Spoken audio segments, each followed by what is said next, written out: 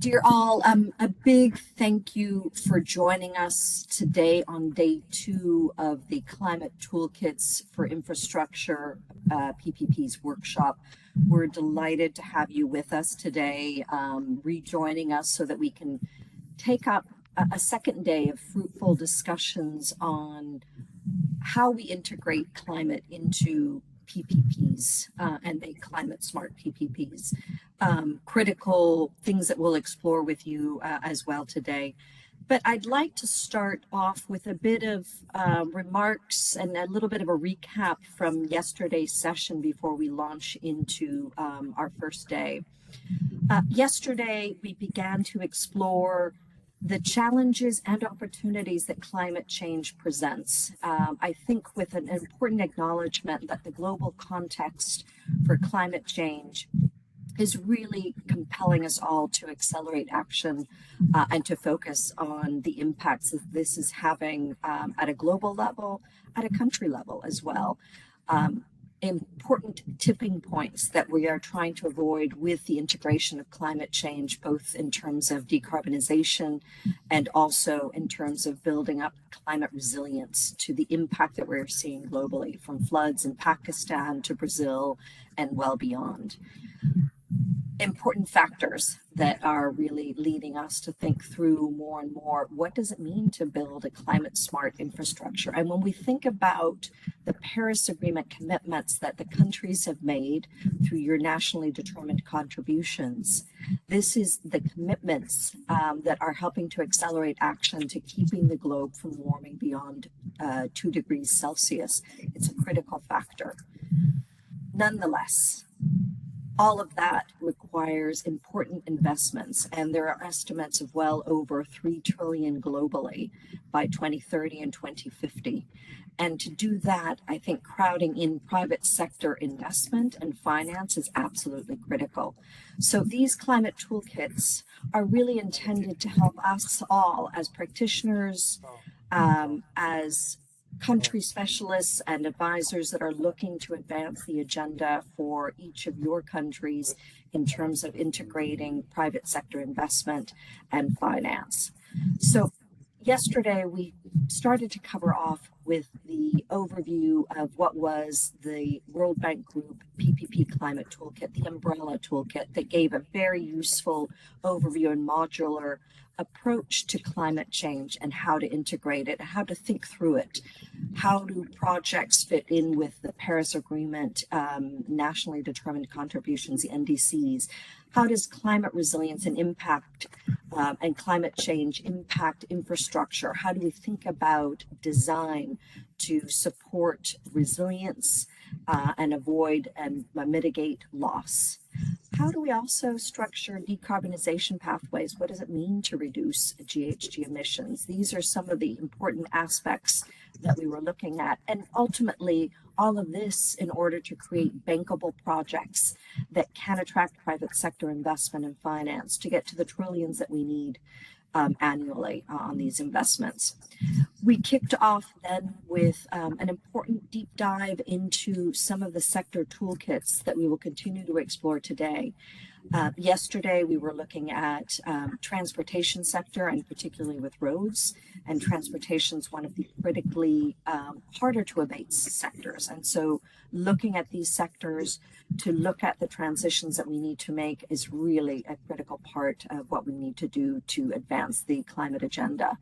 We then also began to look at water sectors, another public good and important utility sector where we can help make a difference. These were some of the critical sectors that we explored yesterday, with important questions being raised around the balance between how do we structure investments, both public and private, and these toolkits can help actually address some of those critical questions for both those types of investments. Today, I think turning to a little bit of what we plan to do, we're going to explore other sector toolkits. We're going to look at renewables, wind, solar, hydro, and we're also going to look at telecoms, ICT sector, to look at how we can deep dive in terms of climate change considerations for these two sectors. we hope to help you better think through what it takes to create a climate smart PPP that is bankable and can attract private sector investment and finance. That is our hope for today, and we're going to explore that shortly with you as well. We will also explore and have some times for questions and answers, followed also by a bit of a wrap up at the end of the day. And as we did yesterday, we also had an exploration of case studies that help us think through real projects, real impact, and real time. So without further ado, I'd like to cover off a bit with our team as well. So let me share with you again. And Sarah, if you could maybe advance to the next slide. We have a wonderful team that's been working on the World Bank Group PPP Climate Toolkits that's here with us today. Myself, Giselle Saraleghi from the IFC as Global Climate Lead. You'll hear from Grid Consultants, who is also going to be helping us present, and we'll move to them shortly as well. These are some of the key presenters today, but we'll also hear from other key team members like Mariana, Silva, Kafi, Weeks as well, Helen, and our very own Sarah, who is also helping us today as well. And from Grid, we have a number of specialists that have joined us. Ralis will be joining us, as well as Mariana and Fanny as well. So a big thank you to the full team that has worked so hard to advance the World Bank Group PPP Climate Toolkits and to do the sector deep dive in the toolkits that we're planning to explore again with you today. Finally, one thing before we advance with the day, we also do have a third day that I want to make sure all of you do join in with us. And as a wrap up following the presentation on the climate toolkits, tomorrow we're going to explore some other important topics around climate finance, climate carbon markets, and also begin to explore some of the important areas of toolkits that involve EDGE green building certifications, building resilience index, and begin to also look at nature-based solutions, an important part of the puzzle piece that we are all trying to fit together. So a wonderful thank you for joining us today. I'd like to turn it over to Ralis, who's going to help us get started. And again, thank you for joining us. Thank you, Giselle. Thanks everyone for being here this morning. As Giselle explained, we will now proceed with the presentation of the sector toolkits referring to the Internet and Communication Technology sector, and after the break, the renewables and hydropower sectors. I will be splitting this presentation between myself and my colleague Mariana, who will be taking over the description of adaptation measures and the climate risks. And starting off with a brief description of the typologies covered by the toolkit. So what do we mean by the ICT sector? It's all those technologies, all this infrastructure that supports the digital transition, supports our communications through telecommunications, through lines like landlines, wireless telecommunication, internet, but also storage of information that's becoming increasingly important in this world. So there's two main categories of assets that we will be covering. First, referring to the data management infrastructure, the well-known data centers. And second, the infrastructure helping telecom and data transmission, be it wireless networks or fixed networks. These are projects that are being increasingly undertaken as public-private partnerships, and it's needless to say how important these projects may be to today's communities. That is why making sure that we are first incorporating climate mitigation and second, protecting infrastructure from climate risks is key to the bankability of such projects, let alone, of course, their importance to today's society. But it's important to focus on issues relating to bankability. So making sure that the infrastructure is up and running, it's operational, because downtime of this specific infrastructure has multiple cascading effects. And this goes obviously into contracts through the appropriate KPIs that will be presented in the next slides. I sort of implied this, but let's take a look as we start with the first module on the dual impact of the GHG footprint of ICT infrastructure projects. Now, just as a reminder, we do retain the familiar structure of the toolkit as presented yesterday. So on the left-hand side, you will see the navigator. As always, there are 4 modules in the sector-specific toolkits, and the first one refers to the project alignment with climate policies. Now, back to the figure, what's this dual impact that we're referring to? First, the very existence of internet communication technologies can be responsible for a very significant GHG reduction potential in other sectors. So, for instance, what we are doing right now, the fact that we did not have to travel to perhaps to the IFC headquarters in DC to attend this meeting is due to the existence of such technologies. But also, there's obviously other reflections of the positive impact, for instance, early warning systems, optimization of the usage of electricity, of energy, building information management systems. All these are due to the ICT sector. So it has been assessed that this positive contribution of ICT in climate mitigation can result to an enormous 15% of GHG reduction potential. However, this comes at a price. Currently, the global GHG footprint of the ICT sector is around 2%, 1.8% actually. However, if it keeps increasing without any additional mitigation measures, think of the expansion of data centers, think of the expansion of internet, of telecommunication networks, then the potential is for this footprint to reach 14% of global emissions in the next decades. So there's a dual opportunity here, a dual impact and a dual opportunity. First, to make sure we are exploiting the positive impacts of ICT, and second, we are making sure we do so in a responsible manner.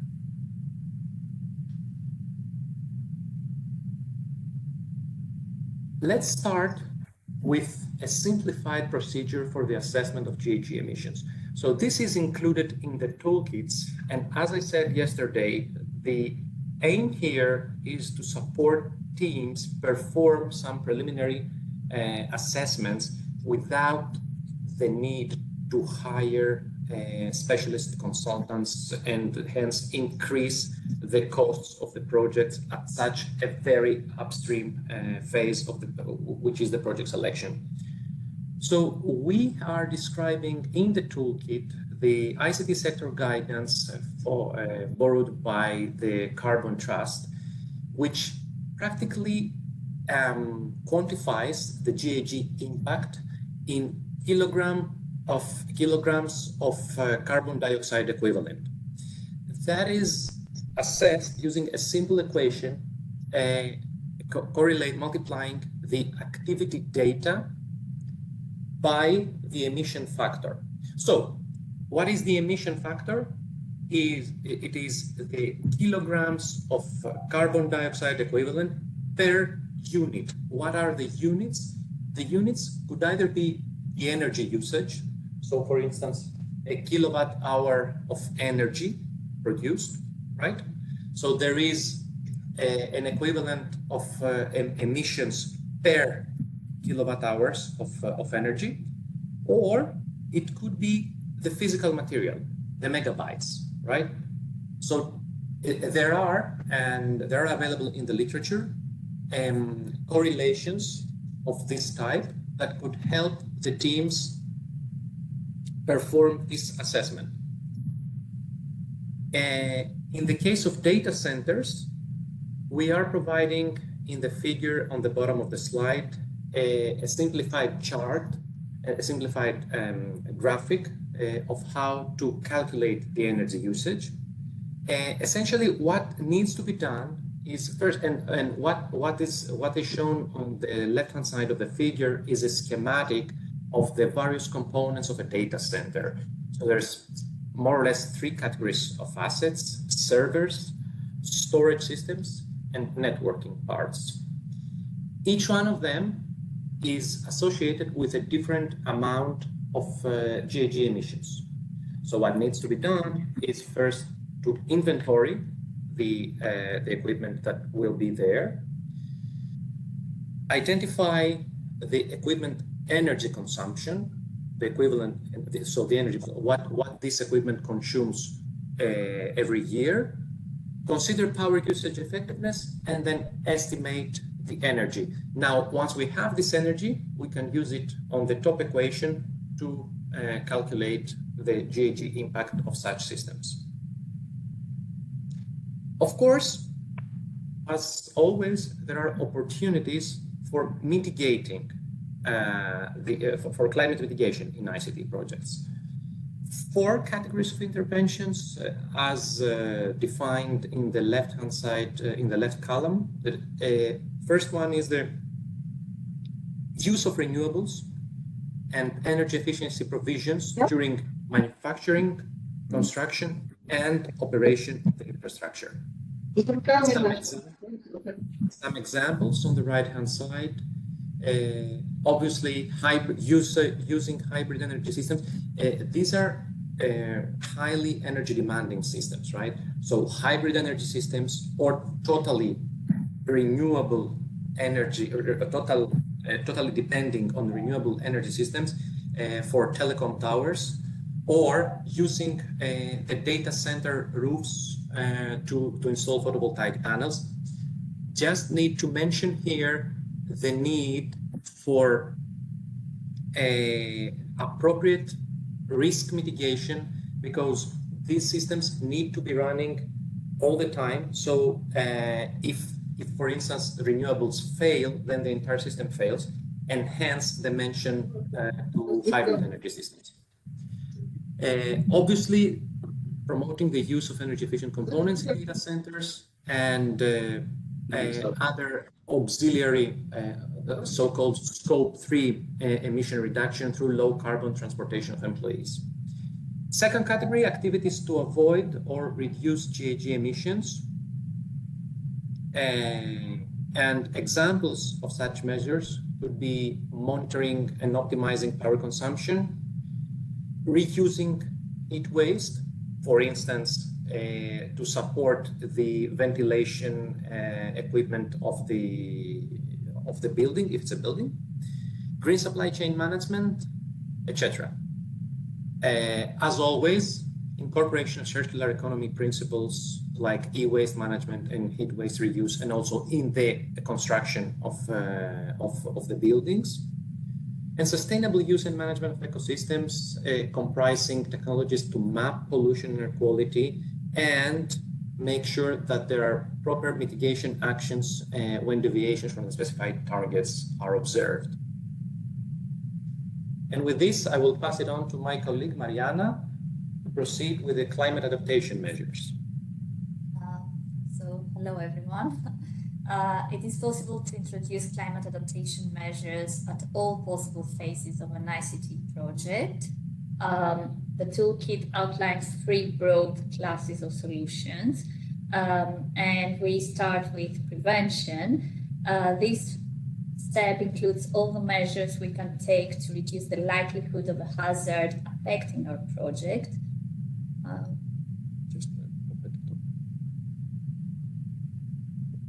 So, for example, in planning, we might change the location of a data center to avoid areas prone to storms and floods.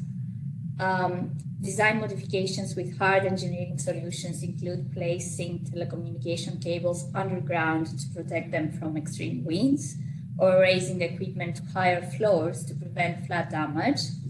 It is also a good idea to trim trees near power and communication lines to avoid service interruptions. And then finally, soft engineering solutions aim to protect the project operations without major structural changes. Examples of such solutions include replacing wired network segments with wireless, or using climate-appropriate technology for cooling. So after prevention, preparation comes, and it is necessary because it is not possible to avoid hazards completely. This step involves measures to minimize the impact of hazard once it occurs. So strategic planning interventions aim at building redundancies in the backbone, collaborating with other telecommunication operators, helps establishing alternative routes for traffic. It ensures minimal impact on subscribers during failures or faults. And then hard engineering solutions can be very effective. This category includes interventions aimed at reducing resilience on the electricity grid. We can use microgrids, which provide reliable backup power options, like generators and solar-powered battery banks. And soft engineering solutions also are very efficient and are recommended. This category includes measures for resource efficiency. We can use energy management systems that can reduce energy consumption and increase the efficiency of the project. Oh, sorry. So it is worth looking into alternative telecommunication technologies such as free space optics and power line communications, which can improve the redundancy and the reliability of project. And finally, the third step, recovery. If damages do happen after all, it is essential to ensure that we can recover promptly. And this step here, this list summarizes some measures that we can implement at this stage to ensure swift recovery. For example, developing comprehensive disaster response plans and protocols in collaboration with local authorities, ensuring the availability of recovery resources by maintaining backup supplies, regularly testing and updating recovery plans to adapt with threats and vulnerabilities, and making use of early warning systems and novel technologies to enhance coverage in remote areas and to efficiently coordinate emergency crews.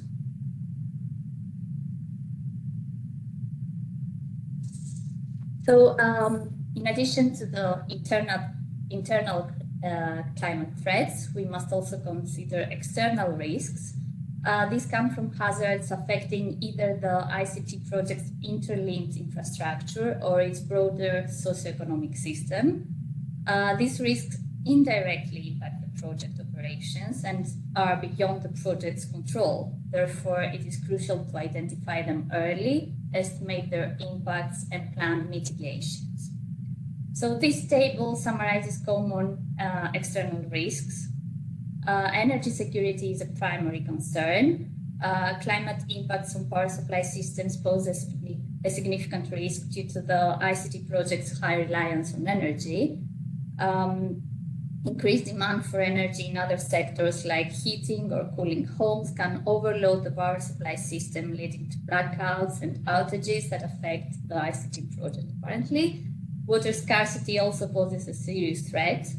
Water is essential for cooling, and changes in water demand and policy can affect water availability. And finally, it is key to keep in mind the dependence of ICT infrastructure on transportation networks. Weather-related damage or disruption to transport networks can disrupt supply chains and limit staff access to the project's facilities, and this can pose significant challenges for maintenance and repair activities.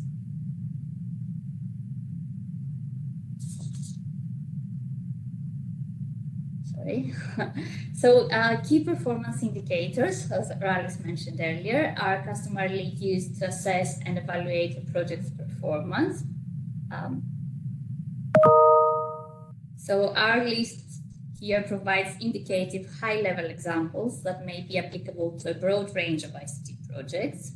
We recommend that the responsible entity engage experienced consultants to design project-specific KPIs to reflect the technical and operational challenges of the project, as well as the local context. But you can see here some examples of indicators associated with the targets on the left-hand side. So we start with addressing climate resilience targets. And you see that for assessment of losses, appropriate indicators are the number of clients affected, the number of strategic nodes out of service, and the area coverage of the disruption. And indicators for recovery time may be the total downtime, the time to restore operations, and service continuity. I don't know if I have enough time to mention them all. Okay, good. So monitoring may be correlated to the number of installed sensors and the data availability index. The system's redundancies depend a lot on the battery backup time.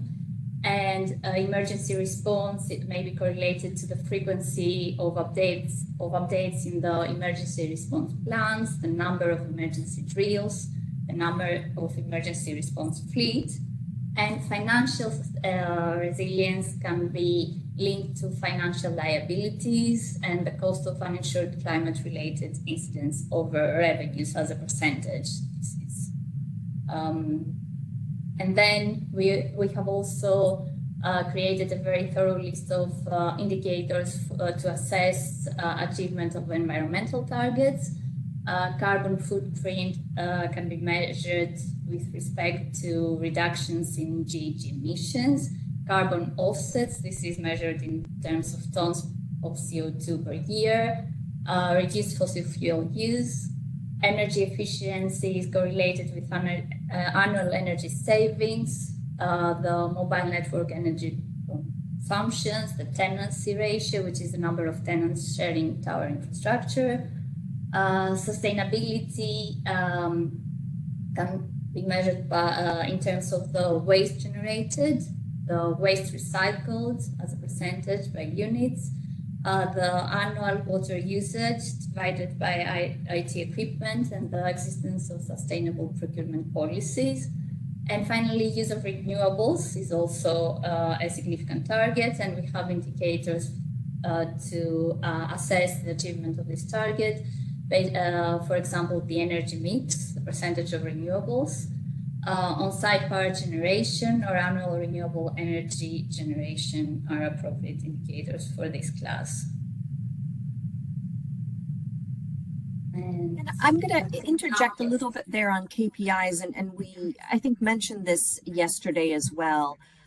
The importance of integrating KPIs into the concession, both for reporting and monitoring performance, also helps enhance potential bankability and the ability for these projects to potentially tap into a growing market of green finance, sustainable linked and beyond. And so there are important measures that the market, the financial market is looking, also important measures that actual investors are looking at as well, because we've got a changing regulatory environment that is compelling both corporates, investors that we want to attract, and also financial institutions that are looking at climate risk as well. So critical factors that I think it's worthwhile just to reinforce here as well.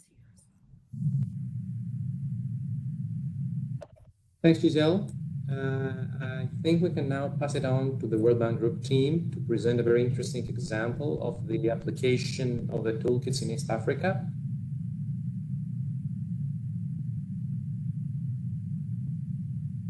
Hi, good morning, everyone. Thank you so much for that, Alice. Thank you so much for a really great presentation, Mariana. So to give you a flavor of how we've actually applied the digital ICT toolkits in East Africa, we've really targeted the countries of Somalia, South Sudan, Tanzania, Djibouti, Ethiopia, and Madagascar. So in this study, that's still currently ongoing, so we don't actually have results to share just at this moment, but we certainly will be doing so at a later time. So essentially, the study will be is being used to plan for climate adaptation in PPP, telecommunications, and infrastructure investments. And this is really to try to connect unserved and underserved East African communities. So to be more specific on the methodology that we're using modules 1, which is the identification module, module 2, which is the appraisal module, and module 3, which is the preparation module of the umbrella toolkit. And we're also using the digital ICT toolkit to support the development of green and resilient infrastructure by including a lot of mitigation adaptation strategies in the actual project design. And we're also refining analysis of 3 pre-selected projects that they've already have in their pipelines. So we're also disseminating the information to local PPP practitioners through a workshop. And that's really the overall scope of the project. But like I said, we will certainly be happy to share with you at a later date the actual results. Over to you, Alice. Thank you, Kathy.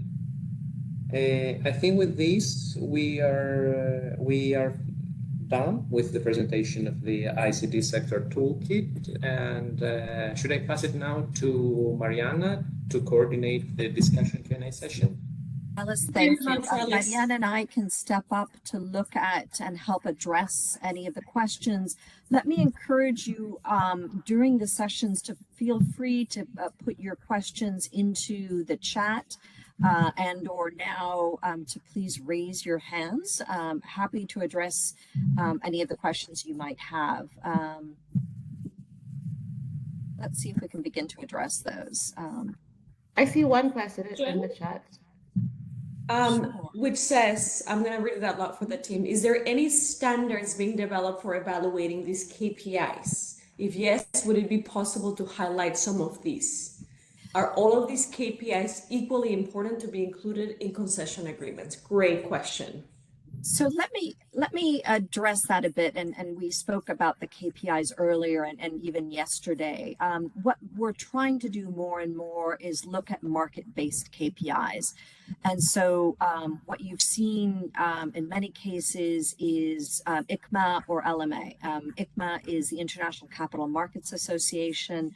LMA is the Loan Markets Association. And there's various others that are market-based. We are trying to and do recommend to pull from already established market-based, because what it will do is help enhance first of all, harmonization and standardization. Moreover, these KPIs are being used in the market for financing purposes. So to the extent that we're creating that harmonization and standardization and pulling from KPIs that are already and have been used successfully in financial closures, you enhance opportunities. Does it have to be a plethora of KPIs? No, I think, getting to the basics, usually both on decarbonization, and some of the basics are GHG accounting, getting to some of the basics in climate resilience are some of the aspects that you can begin to look at integrating into your concession contracts in reporting and also monitoring performance as well. Mariana, Kathy, I don't know if there's anything else that you would add there, or Alice.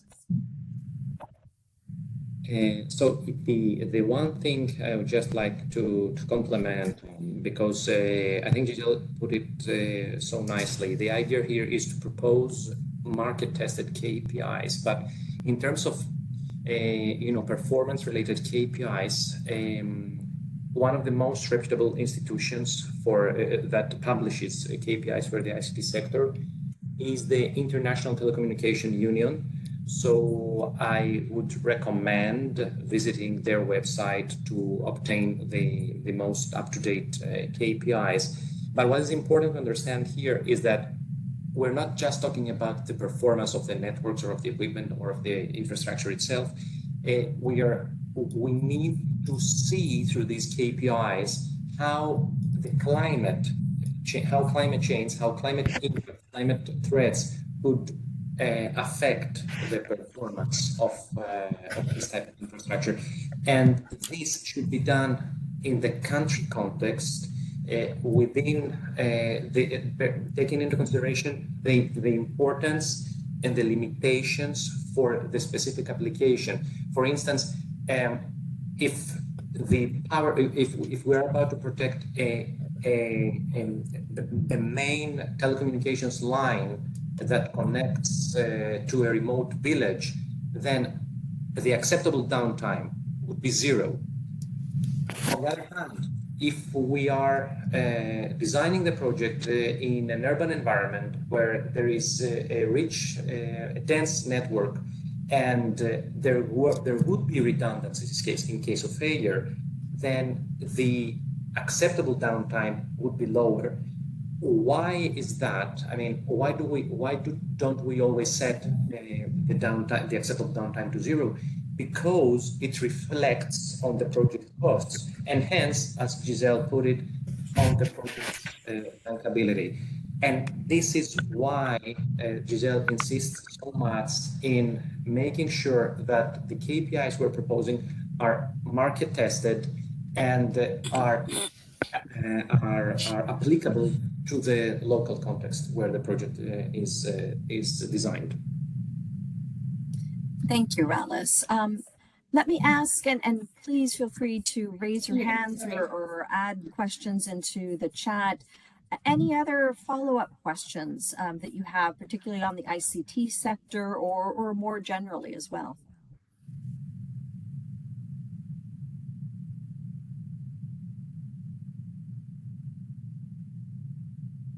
I can say here in Washington, we're all still waking up, but hopefully we can help address any queries that you have.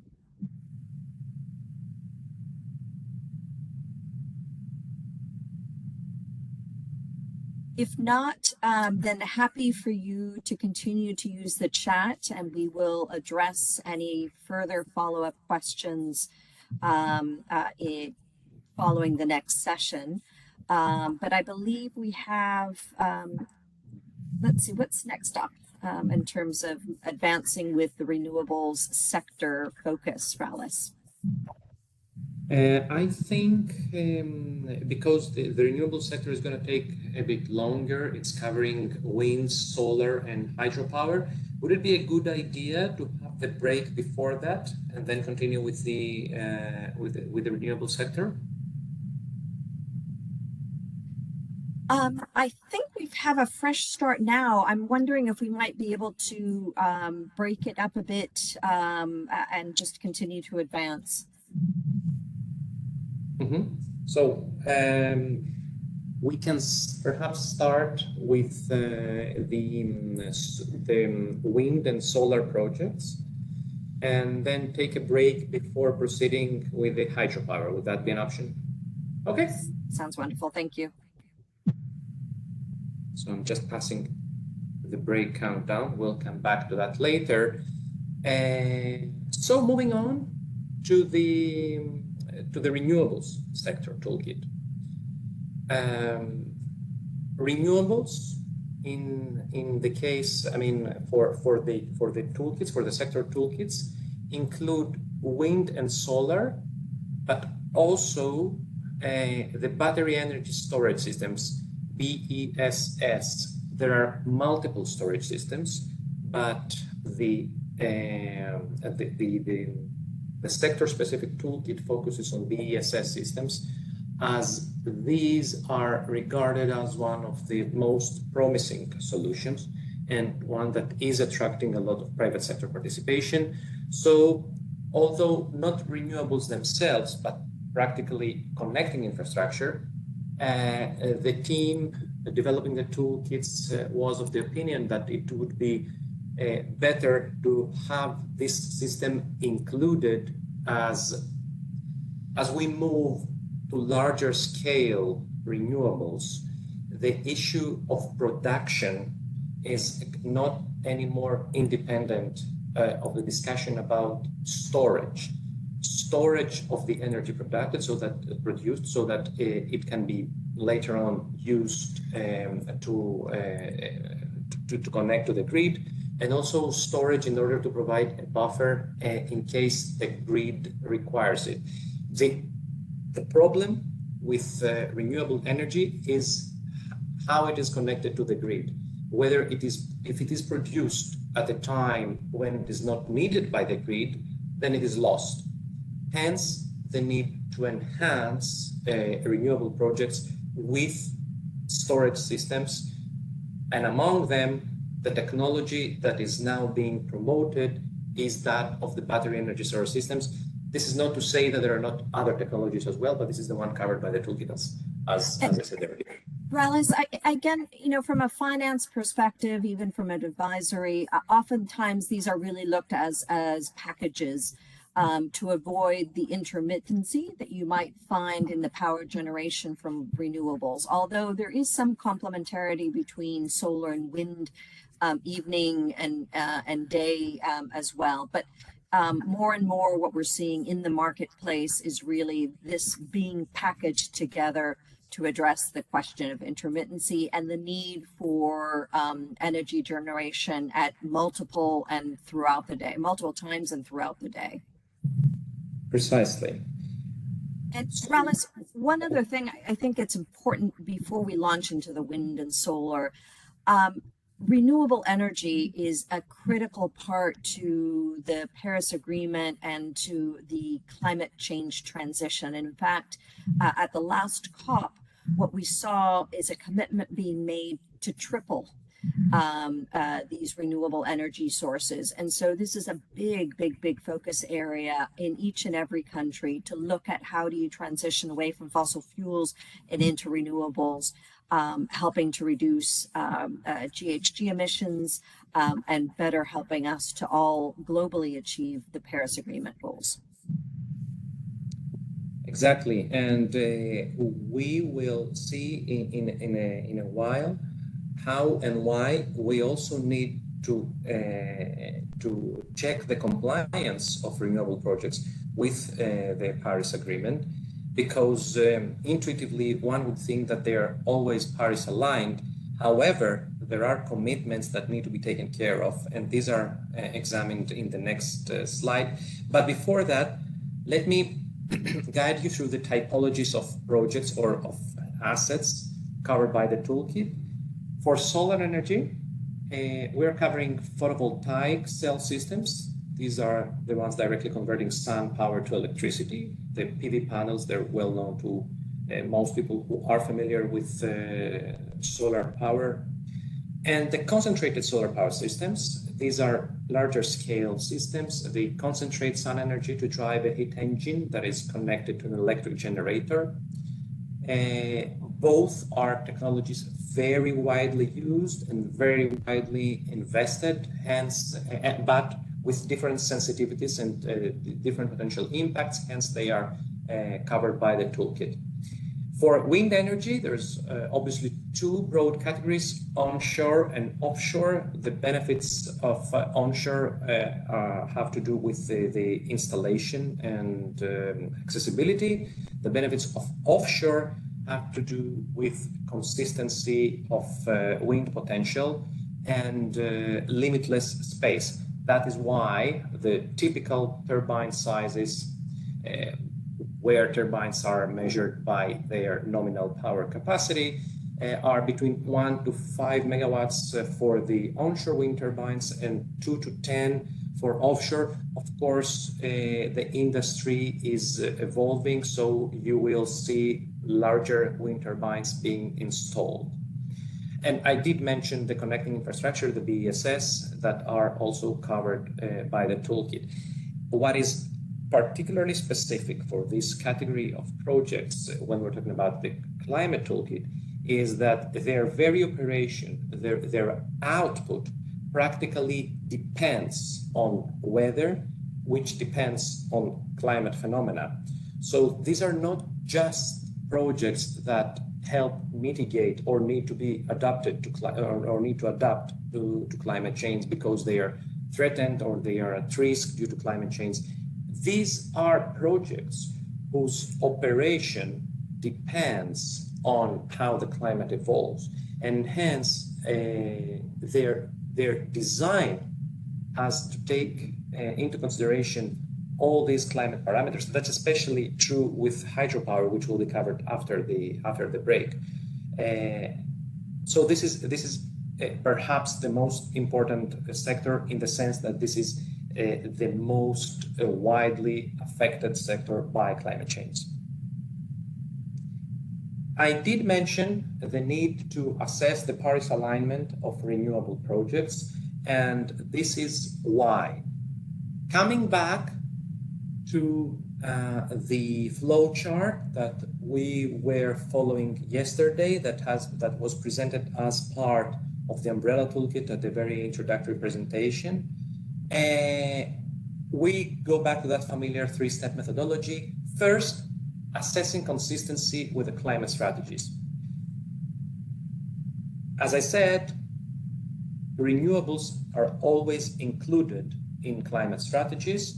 However, it is important to also consult sector-specific documentation where available and make sure that the design of the project is compatible with the national adaptation plans, national determined contributions, long-term strategies, obviously, national legislation, etc. Now, on the second step, there's two checks that need to be made. First, if the project is addressing the adaptation and resilience goals. This is obvious. We need to identify climate hazards that are likely to negatively impact the project, its operations, and its objectives. And in the third step, specify climate adaptation measures to address those risks. Right? I think this is self-explanatory. This is also part of the NAPs. But there's this second check on the right-hand side, the mitigation goal. So how does the project help achieve the development objectives with low GHG emissions? If the project is addressing the transition risks, and if the project is economically viable. What do we mean by addressing transition risks? The question is, are we perhaps designing a project in a region, in an area, in a country that is too dependent on fossil fuels that will result in a large number of people being unemployed? That's transition risk. Do we risk designing the project in a region where the grid is not ready to accommodate it? And perhaps, are we perhaps overambitious, hence designing a project that is not yet economically viable? What does it mean? Are we designing it in a region or using technologies that are too expensive? Does it result at the end of the day in a cost of electricity for the consumer, be that residential consumers or enterprises, that is that they cannot afford? These risks need to be taken into consideration, again, thinking about the country context and the tolerances of the economies. And with that, I would like to move to the second module, which is on assessing climate risks and planning adaptation strategies. And I have intentionally left this slide blank just to make sure that everyone understands that we're moving to the second step, to the second module, because the format changes a bit. We would like to present the climate impacts by type of hazard using this figure here, starting with the wind projects, and making sure that we all have in mind that when assessing climate impacts in this type of projects, we do take into consideration the interconnected system. So a wind turbine is not operating in isolation. The wind turbine is somehow connected to a generator or to the grid at the end of the day, but it's using underground cables. It may be using some substations, and either offshore or onshore, and also each part of its asset may contain subcomponents that are characterized by different sensitivities to climate hazards. First, since we're talking about wind turbines, starting with the potential impacts of winds, and I will be taking the description from the left-hand side to the right, starting with that big wind turbine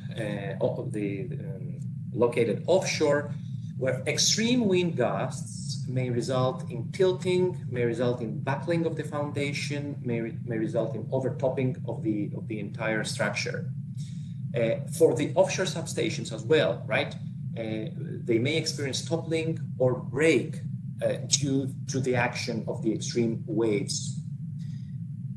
On the top of the turbine, the nacelle and the blades, this is actually the most common type of failure due to wind, blade breakage or buckling of the steel material. The rotor that's on the center of the rotating blades, it may result, if the wind flow is not consistent, it may result in energy yield fluctuations and of course electromechanic failures. And for the grid, obviously, breakage of transmission lines due to extreme winds or cyclones is something that has been widely experienced in countries where this phenomenon exists. Temperature effects. Now, again, starting from the left-hand side, faster corrosion due to icing and may lead to reduced lifetime. So these systems do get affected by snow, and when they are affected by snow, when proper adaptation is not there, de-icing, because in case these are important to the grid, they need to be de-iced so that they can get back into operation and contribute to the grid. But de-icing, but de-icing may require, actually, if you have seen that picture of a helicopter somewhere in Texas flying to de-ice the blades of the wind turbine, this had been very widely discussed at that time. That was during an extreme snow event in Texas, USA. When we had to use a helicopter running on fossil fuel, obviously, to de-ice the renewable energy component. For the nacelle, for the blades, again, icing, and which would result in reduced aerodynamic efficiency. For the rotor, malfunctions at low temperatures and power output under matching. That means it's not able to achieve its nominal power. For the onshore substation, very low temperatures do lead to malfunctions, while very high temperatures for the existing grid may result in power line ignitions. And finally, the effect of extreme precipitation and flooding, foundation instabilities or scouring in in the case of marine environments, scarring of the foundation, lightning failures for the substations, flood contaminants, exposure to flood contaminants, and material degradation for the case of underground and overground cables, and also inundation for the onshore substations. And there's also some soil-related impacts like large settlements and toppling in case of underground slope failures. So these are all climate-induced risks that for which adaptation measures will need to be designed. And with this, I will pass it on to Mariana to discuss a bit those measures. So hi again. The toolkit guides users through the process of structuring climate adaptation strategies that are appropriate for wind projects. And we address both acute climate hazards and chronic threats. So starting with the top table, with climate hazards, these are what you would call a natural disaster. And we should not be surprised to see extreme wind speed at the top of the list. Wind speed is a major concern for wind farms. To adapt, we can use materials with higher fatigue life and follow stricter design specifications beyond the usual code thresholds to make wind turbines more stable and safer. Fire is also a significant threat. To mitigate this risk, we recommend implementing fire zoning and installing fire hazard warning systems. And of course, as Rallis mentioned, freezing temperatures are also an important concern. To tackle this, we can use anti-icing, such as active heating of the blades or applying passive hydrophobic coatings or the helicopters that Rallis mentioned. And moving to chronic threats, the bottom table, for changes in wind potential, we can use automatic calibration of the wind turbine's orientation to optimize the performance. For sea level rise, we suggest using anti-corrosive materials and applying anti-corrosion coatings. And finally, to counter temperature increases, we recommend optimizing the design of blades and increasing the diameter of pylons and the size of foundations.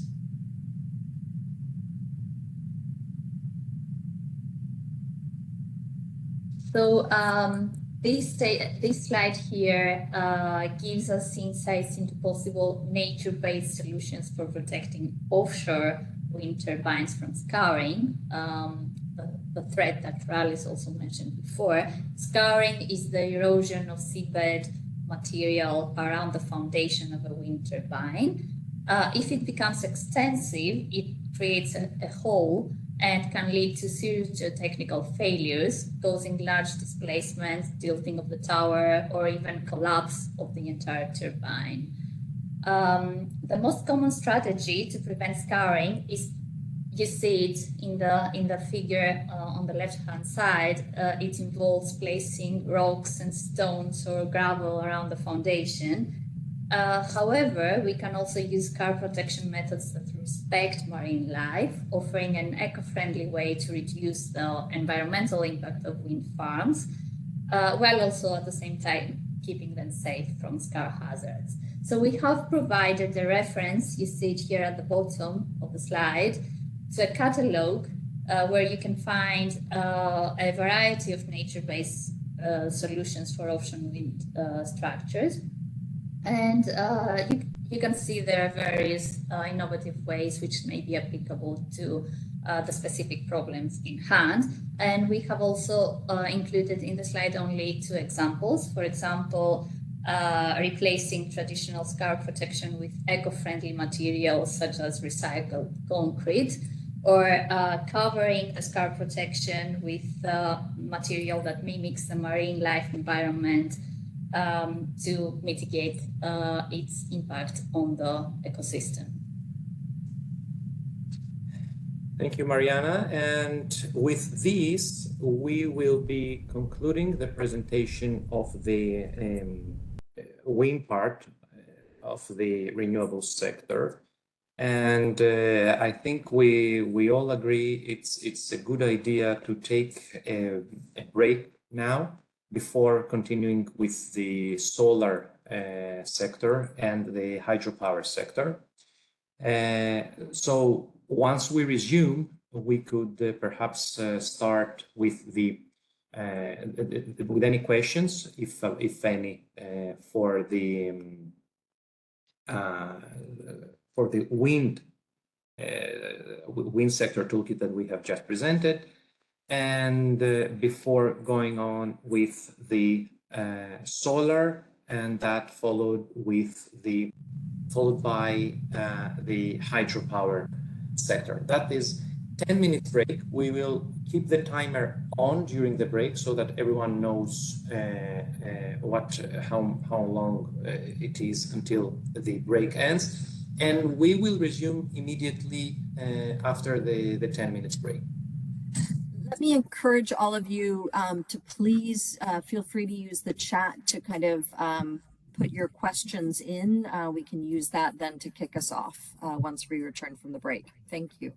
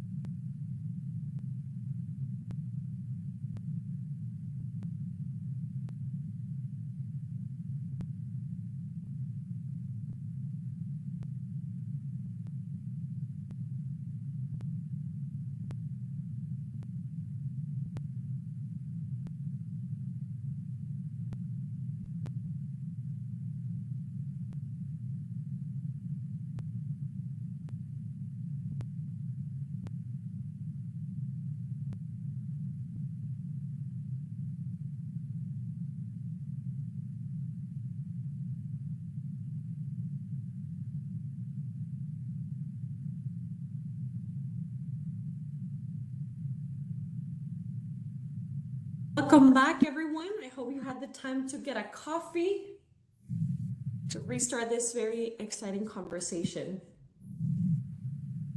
For us as moderators and facilitators and speakers, it's also extremely important to learn from you. So we would love to ask you to write in the chat the organization that you're representing. And if you can, in 1 or 2 words, just mention what is the biggest challenge that you have on the day-to-day when mainstreaming climate in your portfolio or projects. We'd love to hear about what are the biggest bottlenecks and as well from which region are you connecting. So as we go through the presentation, we'll be monitoring the chat. Thank you.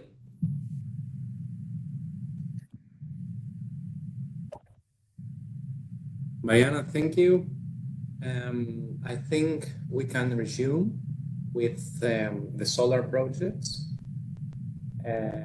starting from the same philosophy, the same idea of presenting the climate impacts, but now on the solar projects. Again, as you can see, the overall thinking should include the panels, obviously, their support system, it's called the racking system, inverters and electromechanical equipment, any warehouse or building that's supporting or housing such equipment, and obviously the connection with the grid.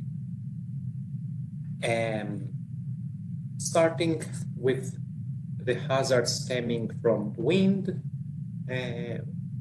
among those that have been experienced so far, for the panels themselves, it's the broken mirrors, one of the damages that one can think of. But perhaps one of the most important effects of wind is the dust.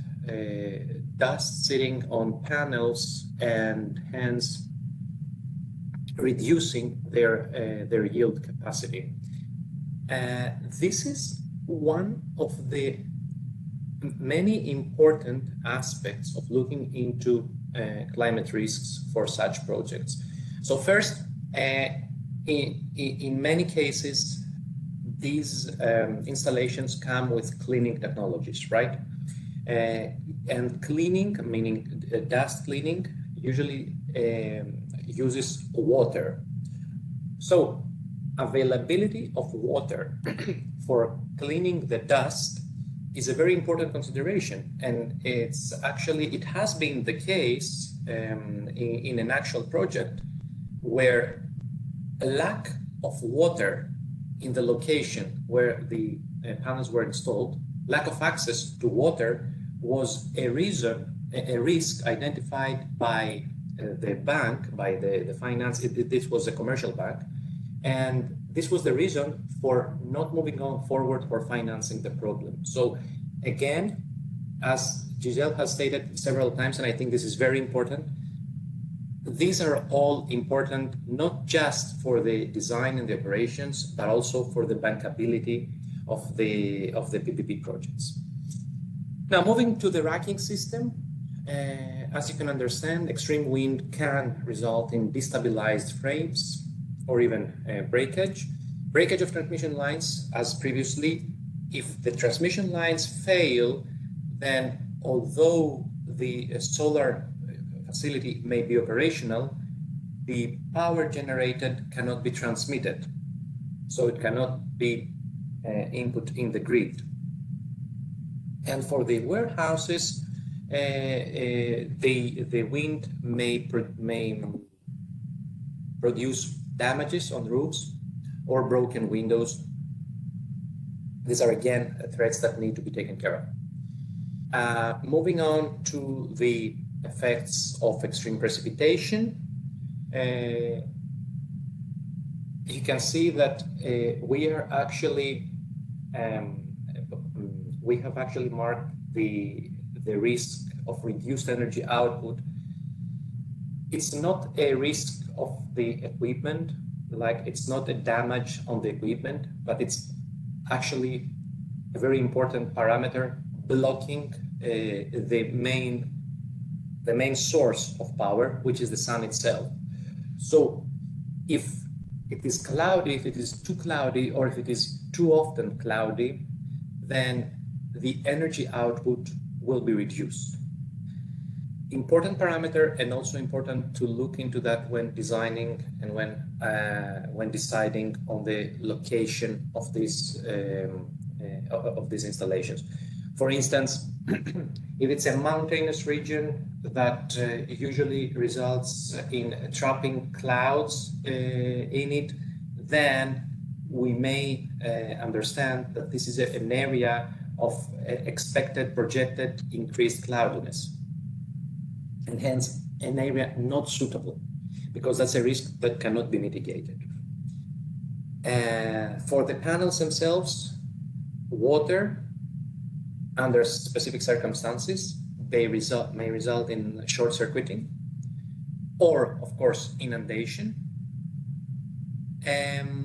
For the grid, we have discussed this before: line cascades, prolonged power outages, and again for the inverters, the same short circuiting may occur.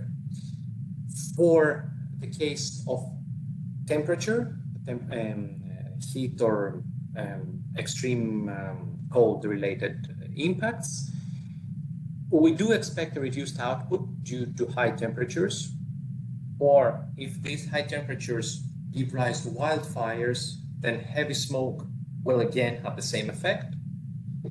The material degrades faster, and in extreme changes between extreme heat and extreme cold, or heavy snow and extreme cold, this may result in cracking of the panels.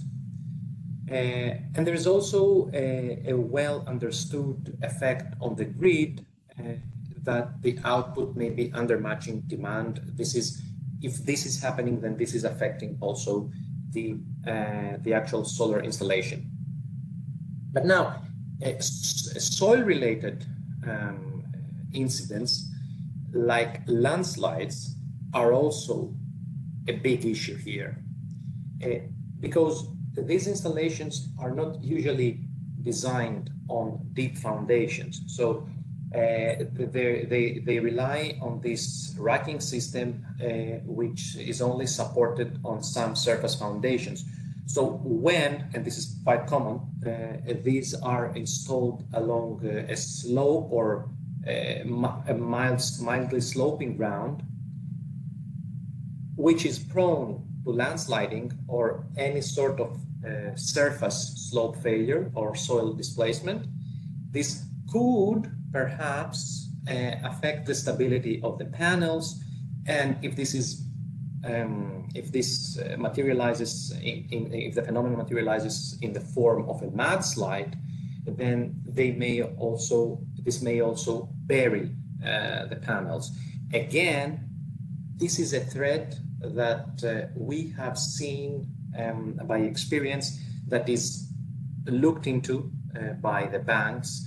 So if this type of instability is imminent, then this creates a significant issue for the bankability of such projects. Apparently, if the landslide occurs and the entire installation is destroyed, I mean, we can all understand why this is of the interest of the financier, of the lenders. And of course, for the racking system, it may just mean that the foundation is displaced, and hence the mounting structures are fallen. I think, you know, what you're highlighting there is really the importance of the climate risk assessment, because then you can begin to design around how to build the resilience, how do you mitigate some of those risks. So I think the wonderful part of the toolkit is it really does take you through a modular exercise that begins to look at all of these puzzle pieces and how to best put them together to build a climate smart PPP. And I think it's also worthwhile, as you've done here, to really emphasize also the interconnectedness It may be one thing to have a solar farm park generating power, but its ability to interconnect with the grid is critical. And so all of these key stakeholders, from concessionaire to government, to other entities that might be running the grid, or roads that access and allow for maintenance and operations, are all critical aspects in planning and operations. Yeah, and hence the need to either relocate where adaptation is not possible or design for adaptation. Mariana will guide us through the adaptation measures proposed in the toolkits. Thank you, Alice. Yes, adaptation measures, the toolkit provides detailed guidance. And again, as with winds, we classify into two categories and address acute climate hazards separately from chronic climate threats. So starting with the climate hazards, which are listed at the top of the table. For extreme heat, for example, we recommend using temperature-resistant materials like heat-resistant cells and passive airflow systems to help lower temperatures. In the case of drought, it is essential to select reliable water sources and avoid using cooling methods that rely on water. Instead, we can use dry scrubbing or waterless cleaning techniques. When it comes to flooding, it may be necessary to reevaluate site selection, as Rallis mentioned, and avoid areas prone to flooding, to inundation. Additionally, increasing the elevation of critical equipment can help protect it from water damage if flooding occurs. And moving to chronic climate threats at the bottom table, for changes in cloudiness, we suggest using PV panels with rougher surfaces or textured glass and anti-reflective coatings. Monocrystalline solar panels are also a good option. Implementing a thermal storage system for CSP systems and automatic calibration of solar panels orientation can optimize performance. And when dealing with changes in temperature, using temperature-resistant materials and passive airflow systems is recommended and will help manage the heat. For soiling and dust accumulation, increasing the frequency of cleaning, applying anti-soiling coatings, and installing automated soil detection systems can keep the panels efficient and clean, and it enhances their operation.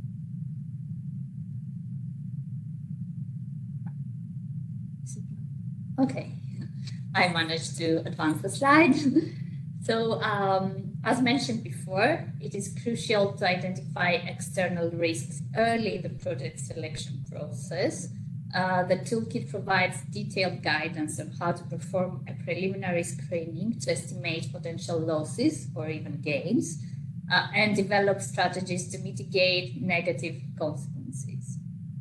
So this table summarizes three characteristic examples. First, the risk of failure of interconnected transmission lines poses a significant external threat to renewable energy projects. While storage systems for renewable energy are not yet fully developed at the utility scale, battery energy storage systems are currently an integral part of renewable energy solutions. However, they are particularly vulnerable to heat, which increases the risk of thermal runaway, potentially leading to explosion or fires. Additionally, overground transmission lines are much more vulnerable to climate-related hazards compared to underground lines. And for example, extreme storms can cause failure in these lines, resulting in long operational disruptions. So it is worth considering using underground connectivity lines.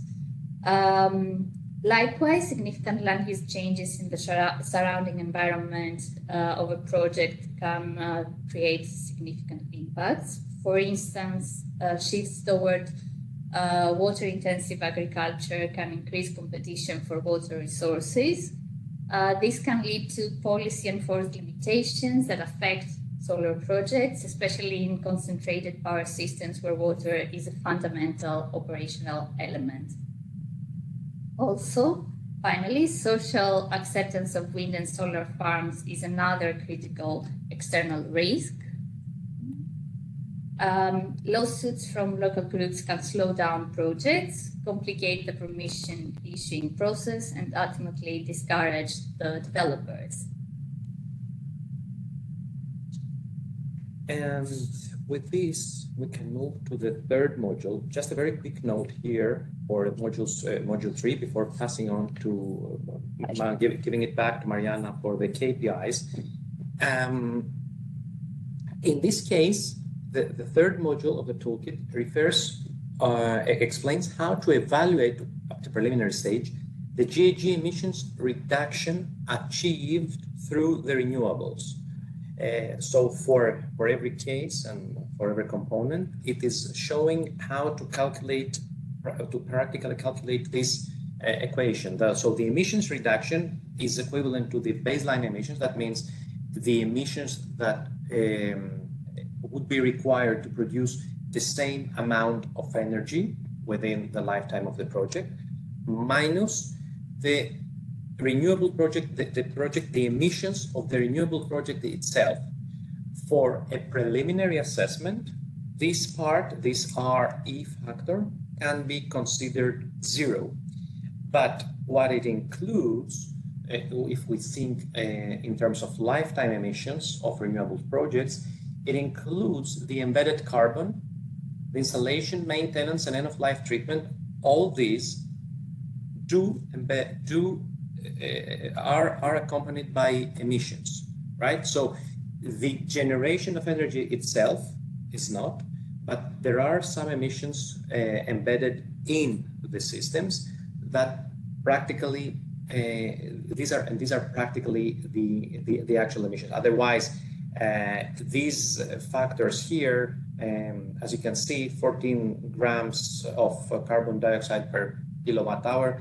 This is negligible emissions corresponding to the actual power generation of these systems. So hence, for preliminary calculations, it is recommended that the renewable project emissions are considered 0. And with that, back to Mariana for the KPIs. Okay, so as previously, we have provided a very comprehensive list of KPIs. These KPIs help measure the project's performance in terms of resilience and sustainability throughout the entire life cycle, from design to construction to operation and maintenance. And here you see pairs of climate resilience targets and example indicators. For example, reduced losses and disruptions may be correlated to climate-related energy yield losses and the number of incidents causing disruptions. Quick recovery can be measured in terms of time to repair physical damages, time to receive spare parts, time to restore operations. Redundancies and the ability of the system to manage with disruptions may be correlated to amount of storage capacity for sustaining operation in hazardous weather conditions. Monitoring indicators include the number of installed sensors and again the data availability index. Emergency response indicators again are the updates in the emergency response plans, the number of emergency drills, the number of emergency response fleets. These are similar naturally to what we saw earlier for wind projects, and maintenance works may be measured in terms of the ratio of maintenance works completed versus planned, the frequency of anti-icing and anti-soiling activities, anti-snow activities, and the number of maintenance actions per year. And similarly, for social and environmental targets, we see a list of targets here typical targets that we may have, like green energy production, economic growth, sustainable practices, biodiversity enhancement, and social acceptance. And on the right-hand side, you see typical indicators that we can use to measure the achievement of these targets, like annual GHG emissions, number of electrified households, number of new jobs created by the project, number of workers affected by the transition, the proportional use of the decommissioned materials, or the number of sustainability certified suppliers. For biodiversity, we have indicators like key sensitive animal plant species affected by the project or key biodiversity areas affected. And for social acceptance, we see the number of lawsuits and complaints, the consumers' willingness to pay, the number of building trust in both programs and initiatives, which aim at increasing acceptance by local communities. And these, of course, are all only indicative KPIs, and the entities are encouraged to create more project-specific KPIs, which are representative of the local context as well. And now, Kathy, back to you for the description of the application in Madagascar PPP mini grid. Just a quick note on the GHG accounting I referred to before. This is a simplified accounting. It's not by no means is it including scope 3 emissions. This is just a recommendation for the preliminary stage of the assessment. Kathy, over to you. Thank you so much, Alice. Yeah, so I would like to present, just to give a very brief overview of what the bank has been doing in Madagascar in climate proofing mini-grid PPPs to expand electricity and digital services. This is one of many pilots that we have been doing on trying to mainstream adoption of the toolkit. So I'm really happy to present this to you this morning. So essentially what the bank is doing currently, this is still an ongoing activity, is that we're supporting the development of a greenfield renewable energy mini grid and hybridization of existing isolated diesel power grids with renewable energy sources. So the bank is applying the energy solar toolkit to develop a climate smart mini grid pipeline. And this will include recommendation of resilience building measures for the built infrastructure, like for example, solar panel arrays, etc. We're also identifying minimum climate resilient requirements and also KPIs, as you would have noted during the presentation, just to make sure that the contracts, like the bid documents and also the policies are contains sufficient climate resilience measures in there. Finally, we're also identifying best practices, and we're also doing preliminary estimates of costs to implement the investments, also mainstreaming it through the design, operation, and maintenance requirements. All of these elements that will be needed to ensure that the digital infrastructure is resilient to climate hazard impacts. So another aspect of the study is that we're looking into the PPP governance framework, just to make sure that it includes sufficient climate considerations in the regulatory process that could be relevant to enabling private sector participation in solar panel infrastructure as well as digital infrastructure. This is, of course, going to be complemented by capacity building and training of the government and local practitioners to implement and oversee the implementation and to see it move forward as they continue to expand energy and digital access in rural Madagascar. So with that, I'd like to pass it back to the grid team.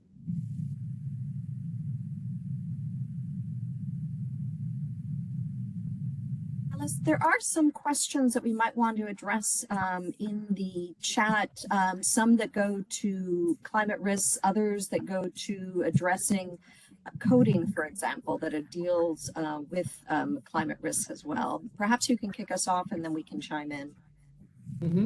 Yeah, I can see there's two questions. One asking, what about the effects of flooding if the solar project is proposed at the bank of a river? Then this is obviously a huge risk that should be considered. It's not just flooding itself, it's also instabilities that may be caused by erosion at the river banks. So this will be a very significant risk that will need to be mitigated. So the design of adaptation measures in that case will be essential, both from an insurability and a bankability perspective, but also for the safety of the project itself. And since we're in this first question, would anyone else want to comment on that before moving to the second question? Sure. I think that this also underscores the importance of climate risk assessments. We've stressed that repeatedly throughout the presentation, and it makes me think back to a very similar project that we've had over in Sierra Leone, where we were asked to address this very question. So the government was desirous of expanding mini grids to improve electrification of rural areas. And essentially what we did was we did a climate risk assessment of the potential investment sites. We looked at, of course, technically feasible, but also economically feasible solutions. And we found that the optimal measure actually was just simply not to locate the solar panels so close on the bank of the river, given the cost of actually contending with those risks that Valish just mentioned, which would include erosion, also inundation due to flooding. We looked at, flood risk levels corresponding to different climate scenarios, and it was unfeasible to actually locate it there. So again, just to underscore that when we are thinking about these investments, it's really helpful for us to first start with climate risk assessments. And the toolkit in particular, the umbrella toolkit, gives you a really good step-by-step outline, in particularly in module 2, appraisal, which outlines how you could actually go about doing these assessments. But aside from that case, I know that one of the things that one can also do is consider elevating solar panels from above the ground, if it is technically and economically feasible, of course. But in order to do that, you actually do need to know what could be the potential maximum flood height extent. And again, you can only find this out by doing these climate risk assessments corresponding to a range of different climate scenarios. So that's my answer to that question. Any other comments? Mariana, do you want to come in? Thank you, Kathy, and thank you so much for setting that great context from the appraisal stage and the making emphasis on the importance of having very good definition of your climate hazard for the project. From the structuring phase, I think it's important that we put the context that we're talking about PPPs, and there's not a better structure PPP when you have your risk identified and you allocate them to the party that is better suited to manage that risk. So it's not uncommon for solar projects in general to have concession that site selection will lie on the private sector's hand. And the private sector, with the innovation and identification of where will they place their project, will actually mitigate that risk for not to be proposed at the bank river. Of course, if there's no other option, Radlis and Kathy provided excellent solution on how to increase the adaptation. But with that, we can pass it over to the Radlis team for the anti-soiling coating, because there's a great question on when recommended, what soiling rate the coating coat is recommended. Mariana, before that, just one insight from some of the work that we're already doing as well. Oftentimes when we step in to work with governments like yourselves in mandated advisory structuring for PPPs, oftentimes step in at what we call a phase zero, and that's a really upstream preliminary stage where we might even be helping to look at site selection. And one of the key things that we do at that stage is begin to integrate a climate lens. So if there is options of site 1, 2, or 3, beginning to integrate not just ENS screening for that. So is that project impacting biodiversity, for example, but also looking at climate risks. And it may make the difference between one site being viable or not. So it's an important step that we can actually integrate at those early stages as well. The actual design on a finally selected site is clearly, as Mariana, I think, indicated, in the hands of the investor to best address the climate risks. As Mariana from Grid indicated, there's a number of solutions there that measures that can help enhance resilience as well. But yes, on to the soil coding question as well, and back to Grid on that. Actually, it's the soiling question, and I've seen there's also another question about how much water will be needed for solar, right? These are both excellent questions because, and this is, and I'm not going to answer them actually, because the idea here is that we need to understand the reason why the toolkits do not provide actual thresholds, actual numerical thresholds, is that because these depend on the context of the project, on the dimension of the project, on the special conditions, on the availability, on the costs. So is it when do we use anti-soiling coating? The question is when it makes sense from a cost-benefit perspective to use it. If it is easier or if it is more cost efficient to clean them using water, then we will not be using anti-soiling coating. When it makes sense, if the material in the country where the project is located is very expensive or is hard to find, or the producers are not reliable, then we wouldn't go there. The technical question of whether it should be at the one soiling rate or at the other, that's a matter of the technical advisor to decide based on the size, on the inclination, on the location, on the projected amount of dust and all this. And same with water. If there is a projection for increased dust storms, so increased dust formation on the panels, then and there is no anti-soil coating, then we will require more water than in the other case. So it's quite complex, but the idea here is to understand that it is essential to compare solutions and select based on a cost over benefit assessment. There's one follow-up question, maybe touching on the water question. How much water is required? It's needed for operations and maintenance of solar panels. Do you have a rough estimate? And I realize this is very country and site specific as well. Yeah, that's why I took both questions combined. It has to do with the location, it has to do with the projections. And so this is not an answer. This is not a quantity that can be predefined. And this is the reason why the toolkits will not include any such quantitative mentions.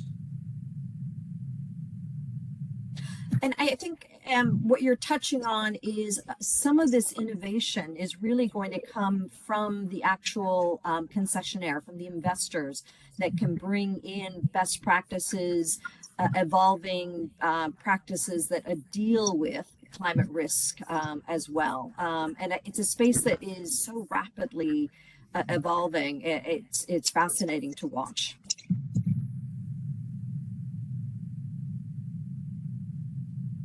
I think if there's no further questions, and let me ask for those of you that might not be using the chat or have any difficulties there, feel free to please speak up or raise your hands. happy to address your questions as well.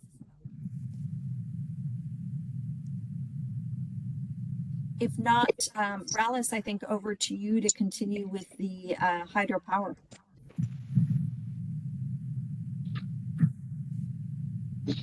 Hello. So I will be covering the hydropower sector.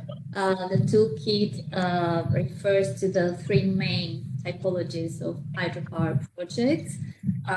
Impoundment hydropower involves creating a large reservoir by damming a river.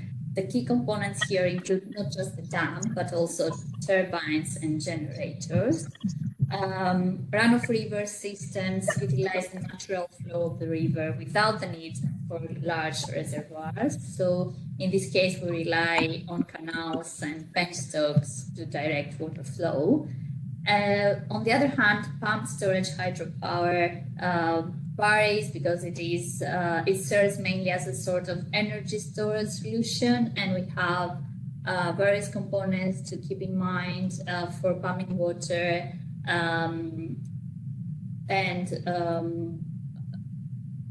Yes, and various mechanical components that do the processing and the water release that generates energy during high demand seasons. So,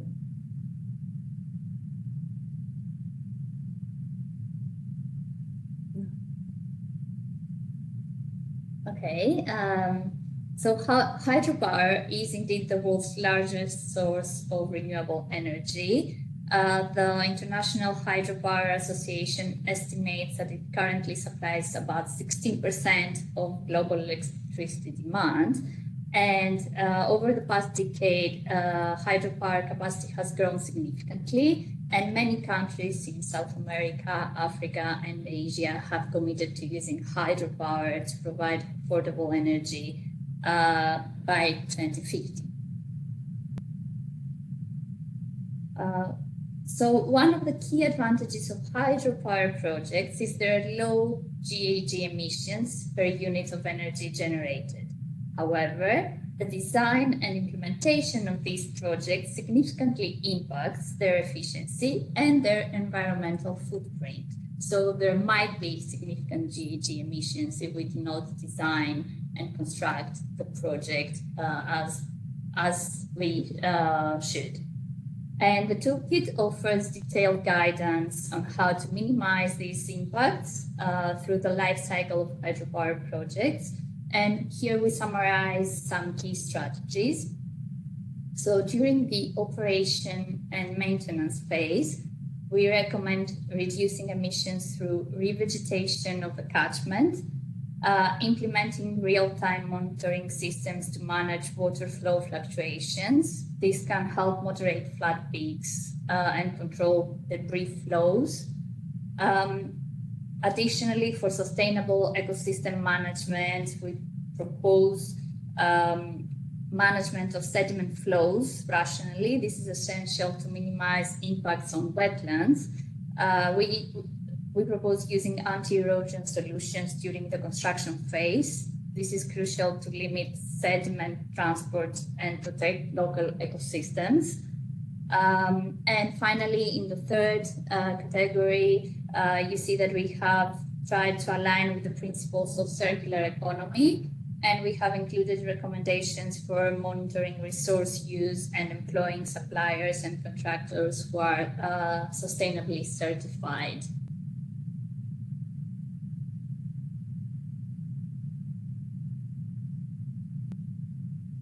So we have provided a list for the assessment of GHG emissions. We have provided a list of well-established resources that may be used for an accurate assessment of GHG emissions. And I only show here as an example the assessment protocol that has been issued in the framework of the Climate Bonds Initiative. It is summarized in the toolkit in the form of a flow chart. So this chart, what it basically does is that it helps assessing the GHG impact of the project based on three indices. The power density, PD, is defined as the power capacity over the area of the reservoir. The emission intensity, EI, is defined as the average life cycle GHG emissions divided by the average life cycle power capacity. And finally, the storage function is an index that tells us whether the hydro project is linked to renewable energy resources. And what this, the result of this protocol is that it, based on this calculation, it generally promotes the certification of projects with high capacity and low emissions and storage function linked to intermittent renewables. And then considering climate impacts on hydropower projects, the toolkit provides a very comprehensive guidance for identifying and addressing all possible climate impacts. As previously, we differentiate between acute hazards and chronic stressors. And here you can see a few examples for each category. So variations in precipitation patterns are a very significant threat. These variations alter the hydrological regime, leading to fluctuations in the stream flow, and therefore they affect both the availability and the durability of water resources, and consequently the energy generation capacity of the project. So increased precipitation leads to higher risk of failure due to flooding, higher erosion, and higher debris flows. All these are very significant threats, and they can obstruct the operation of spillways, and they can potentially cause partial or total blockages or even failure of the structural components of the project. But reduced precipitation is also a problem. So during droughts, we could expect very severe impacts due to the limited availability of water, which reduces the energy generation capacity of hydropower projects and affects their operation and their financial viability. So in the bottom table, we also list floods and landslides as typical examples of acute hazards, which can cause catastrophic failures and are worth taking into very careful consideration. These events can lead to overtopping of dams, deformation of supports, due to excessive erosion, hydraulic impacts and blockages and breakages from impact forces. They can cause very catastrophic collapses and potentially even loss of life in the downstream communities. So they are very important hazards to take into account.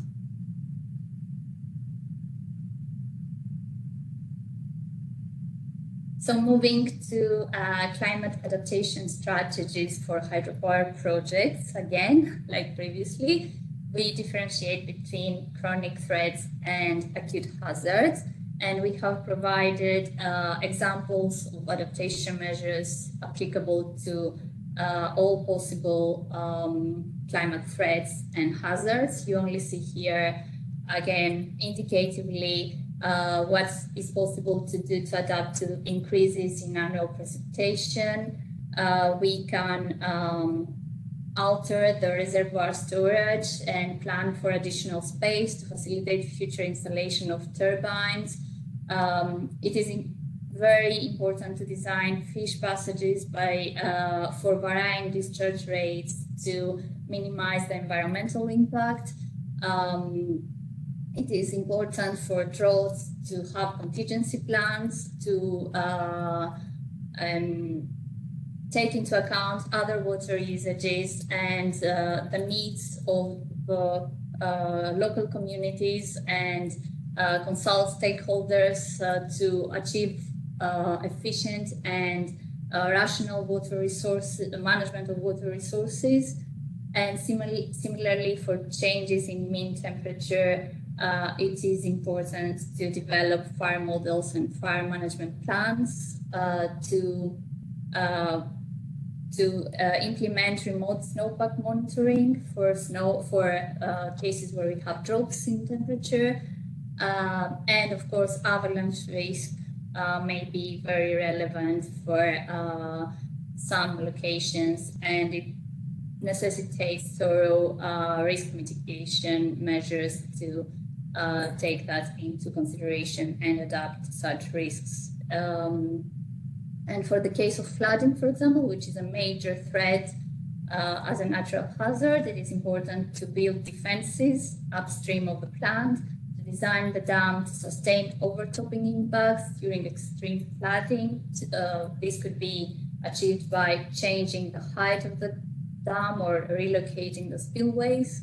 And for landslides, monitoring is key, and where necessary, establishing slope stabilization structures. I think a comment here as well. I mean, a lot of this is looking at how do you mitigate climate risks, and certainly understanding what those risks are. There is a really critical factor here, which goes to hydrology, which will impact what you're able to generate in the future, dependent very much on climate change patterns as well. So that's a critical factor that's going to impact both existing hydropower plants, and also will impact future planning for new hydropower plants. Absolutely critical to this discussion. But I think to kind of bring hydro into the mix with renewables, solar and wind, the beauty of this complementarity is precisely that. When you think about the questions that wind and solar bring in intermittency, hydro helps to address that intermittency and create kind of a stable power load. So critical to look at all of these renewable power projects together when we think about energy generation in a country. Yes, precisely, Giselle, you are very right. And there is a trend and to include all these types of renewables together, and it makes a lot of sense technically and also operationally to have a combination of hydro, solar and wind, especially when these resources, the relevant resources, are available. So may I also add one other thing there to kind of consider for both you and Rallis as well. When we looked at wind and solar, we looked at battery storage, and that's a critical component to address the intermittency question that we all face. We're also seeing some new innovation come in with pumped hydro. As well. It's still, it's not a new technology, but certainly beginning to be looked at from an intermittency perspective. Do you have any thoughts around that to add as well when we think about climate risks and trying to create a bit of this storage capacity? I'm sorry, I missed part of the question because someone was looking at the same time. Could you please, if we yes. No worries. Let me try to repeat that a little bit. When we talked earlier about energy with solar and wind, we talked about battery storage, which is one way of building in the intermittency question and addressing that. We're also seeing other solutions coming out, which include pumped hydro as well, which can create a certain energy storage capacity of a different sort from battery as well. I just wanted to put that on the table, and I don't know if you have additional comments to add. Actually, yes, the idea of pumped hydro is promoted only if it is correlated with solar and wind, because it is a very efficient way to solve the battery storage, the energy storage problem. Of course, pumped hydro is quite intensive in terms of carbon footprint, but this may be counterbalanced by solving the problem of energy storage now that we don't have a more comprehensive and thorough solution to that problem. But there are innovations coming in, and maybe in the future we will be able to have a more comprehensive solution. And if I may add, for utility scale storage, this is currently the most promising solution. So I know it comes with a cost, but at the same time, it adds efficiency, it adds effectiveness to large-scale renewables. So at this stage, and as Mariana said, provided this is combined with a renewable for the pumping part, I think, I mean, it is widely believed that this is the best solution we have for large-scale storage of energy. Yes, and if I may come in here, given that we are going into deep on the pump storage hydropower, I think that it lends itself very well for the questions that they're coming in the chat, so we can address them now, given that we're talking about that. I'm going to read that out loud to you. Is a pump storage hydropower project the best option for power storage, or are there more efficient ways to store energy for a lower cost? You covered that briefly, but maybe you want to emphasize something even more. And then do we have any specific parameters of climate adaptation strategy regarding pump storage hydropower using natural reservoirs, perhaps either upper or lower reservoirs and made artificial reservoirs? Thank you.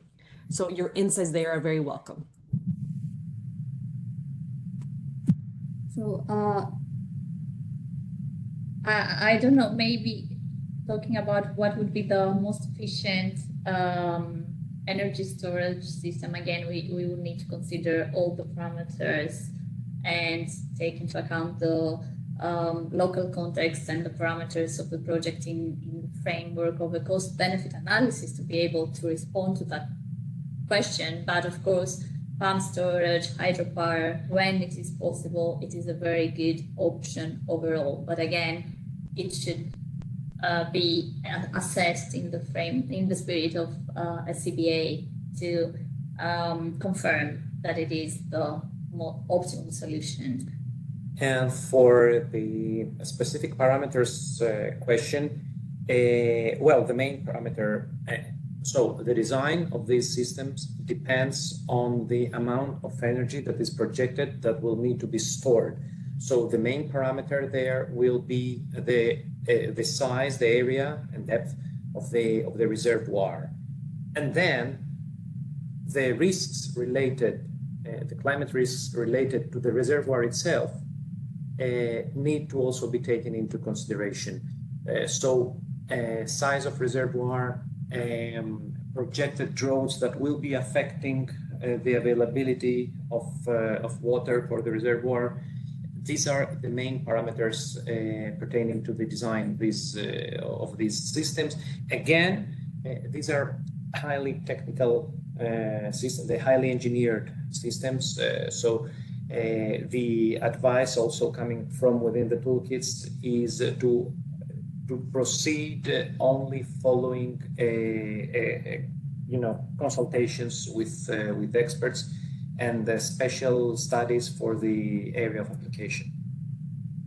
Yes, and actually I'm very glad that this question came while we are in the slide with the external risks and consequences, because natural reservoirs are very susceptible to land use and land cover changes. So if we have changes in the surface runoff or even the vegetation around the reservoir, this might significantly affect the operation of a hydropower or the agricultural production in the wider region, the broader region. It is a very important parameter, and with climate change we see excessive competition for water use. So we must consider the possibility of the water resource becoming a point of competition with local communities and the farmers that might be in the area, and also, of course, damage to associated infrastructure, as we mentioned before, power lines, transportation. All these parameters are very susceptible to climate impacts, and they can affect, especially in the context of existing reservoirs and existing infrastructure, they can have a higher impact because they have not been designed for these changes, to accommodate these changes.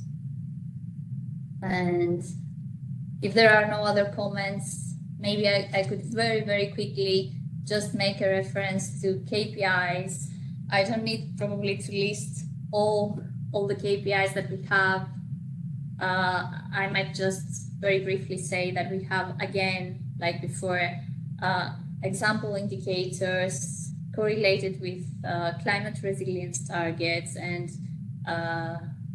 with, sorry, there is a delay in the slides coming, and with social environmental targets. And we have provided quite a thorough list, which is best to also refine on the basis of the local context and the specific needs of each project.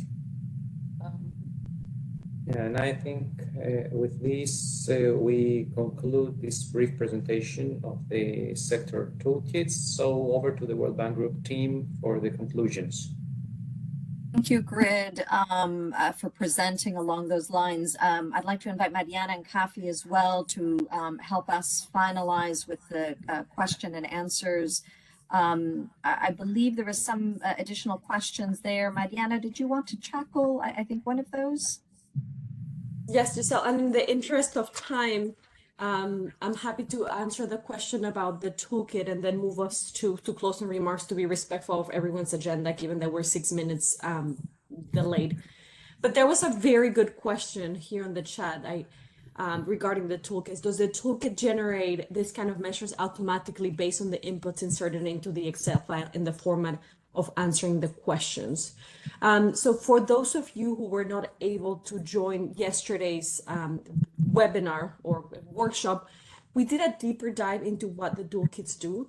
And I think I want to emphasize that infrastructure is multifaceted and multiple stakeholders. And if it's a PPP, we look at this for the life cycle. So it's not that you generate certain measures and then you will have Excel file, but it provides a series of tools that will help you guide along the project life cycle, make sure that your project aspects and adapting. So what does that mean? It means that when you start from the upstream stage, you will be able to have guidance on how to assess your project vis-a-vis the national development plans, the long-term decarbonization pathways, and also the global goals for Paris alignment. So how does your project align to the overall climate action agenda? Then second stage is like climate consideration. What are the greenhouse emissions that my project is putting in? How can I lower those greenhouse emissions?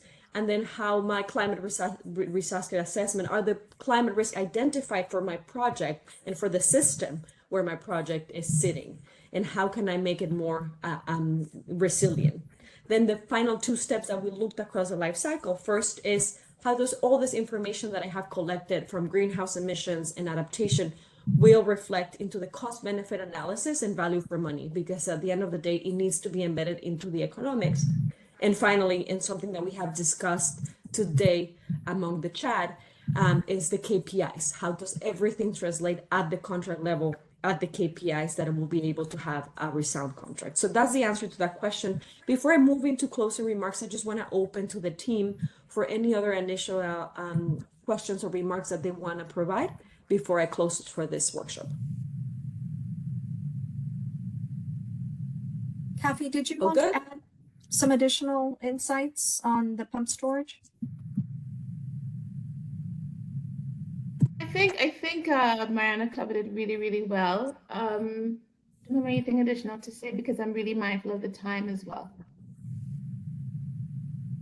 Over to you, Mariana, then.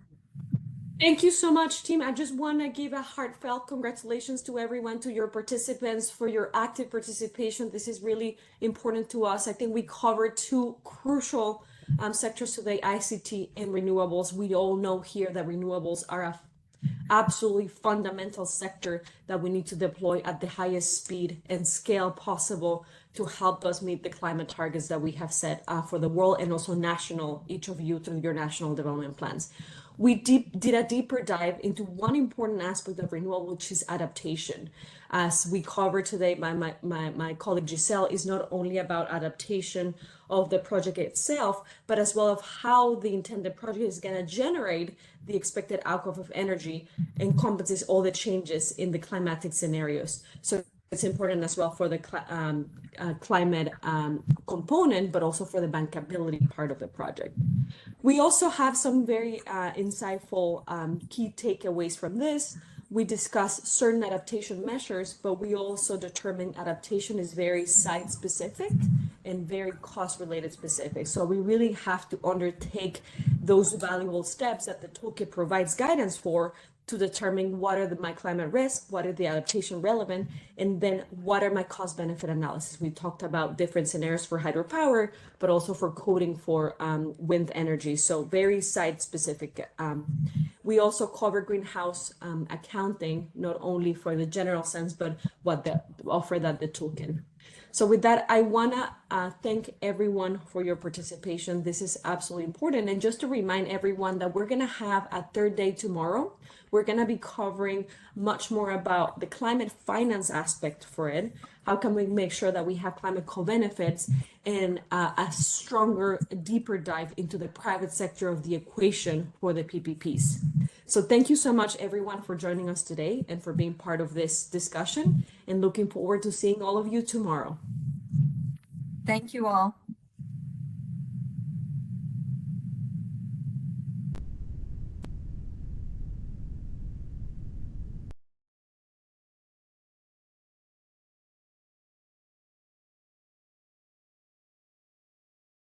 Infrastructure PPP workshop.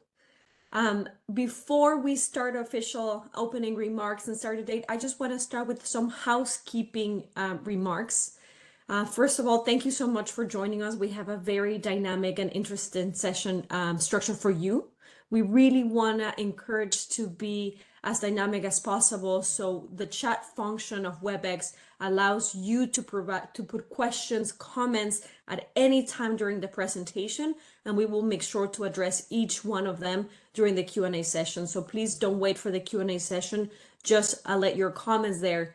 And just to break a little bit the ice, we want to start with asking participants to put on the chat where are they connecting from which country, and also maybe in 1 or 2 words, just mention what is the biggest bottleneck that you're experiencing while mainstreaming climate in your PPP pipeline or projects, just to get a sense of that.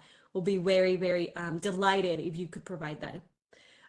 Another 2 things, just for your record, this session is being recorded for future dissemination. And for those of you who would like to have translation, not as a caption, on the left-hand side, left bottom-hand side of your WebEx, you can activate subtitles to make the hearing even easier for you. So thank you so much. We are delighted to see that more people are connected. So we're gonna give them a little bit of more time to connect and then kick things off. And actually, Giselle, now with that, I'm gonna pass the floor to you so you can kick us off with some opening remarks. Thank you so much. Wonderful. Mariana, thank you. So my name is Giselle Saralegui. I work with IFC as a global climate lead in our PPP advisory services. Lovely to be with you here all today. For those of you that are returning, welcome. For those of you that are joining, also welcome to you. And as Mariana shared, we are recording these sessions, and we will also be sharing some packages of presentations at the end of the 3 days as well. But let me share, because we've had a very active World Bank group collaborating across these PPP climate toolkits. So we'd love to kind of highlight some of the key team members, some of who you see on the screen here. We have Mariana and Kathy also on the screen, but behind the scenes, we've had also Helen and Sarah, who have been active collaborators with us. And then, of course, Grid, Ralis, Mariana, and Fanny, who are joining us to present today across the sector toolkits. And doing a little bit of a deeper dive today on both ICT and the critical sector of renewables. But before launching into the sector toolkits, I think it's important to do a little bit of a recap and kind of re-emphasize some of the critical messages and taking it back up into the global context. Why is this all important? A number of key reasons. globally, we've all committed, and at country levels, we've all committed to Paris Agreement goals. Those are translated into nationally determined contributions, which really set the pace for climate change, decarbonization, and also adaptation and resilience in each of your countries. And they're critical to accelerating action that is absolutely vital, so that we can meet Paris Agreement goals, meaning keeping the global planet from warming beyond the 2 degrees Celsius target. Also, we are seeing climate change impact already happening, from floods from Pakistan to Brazil and well beyond.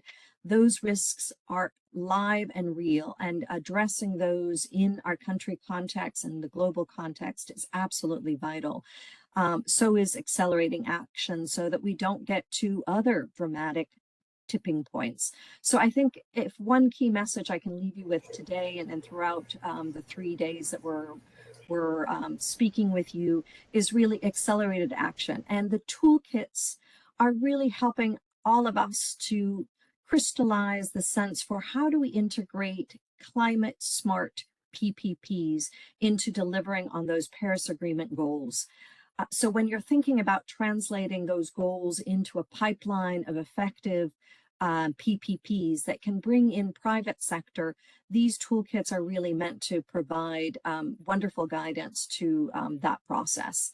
And I say that also, again, pulling it back up into the global context, because when we think about the divide between public and private sector, and we think about the needs in financing, when we talk about over 3 trillion globally needed in annual investments to get to climate goals by 2030 and 2050, that's a daunting figure. And so clearly bringing in the private sector will be absolutely critical, both in investment and in financing.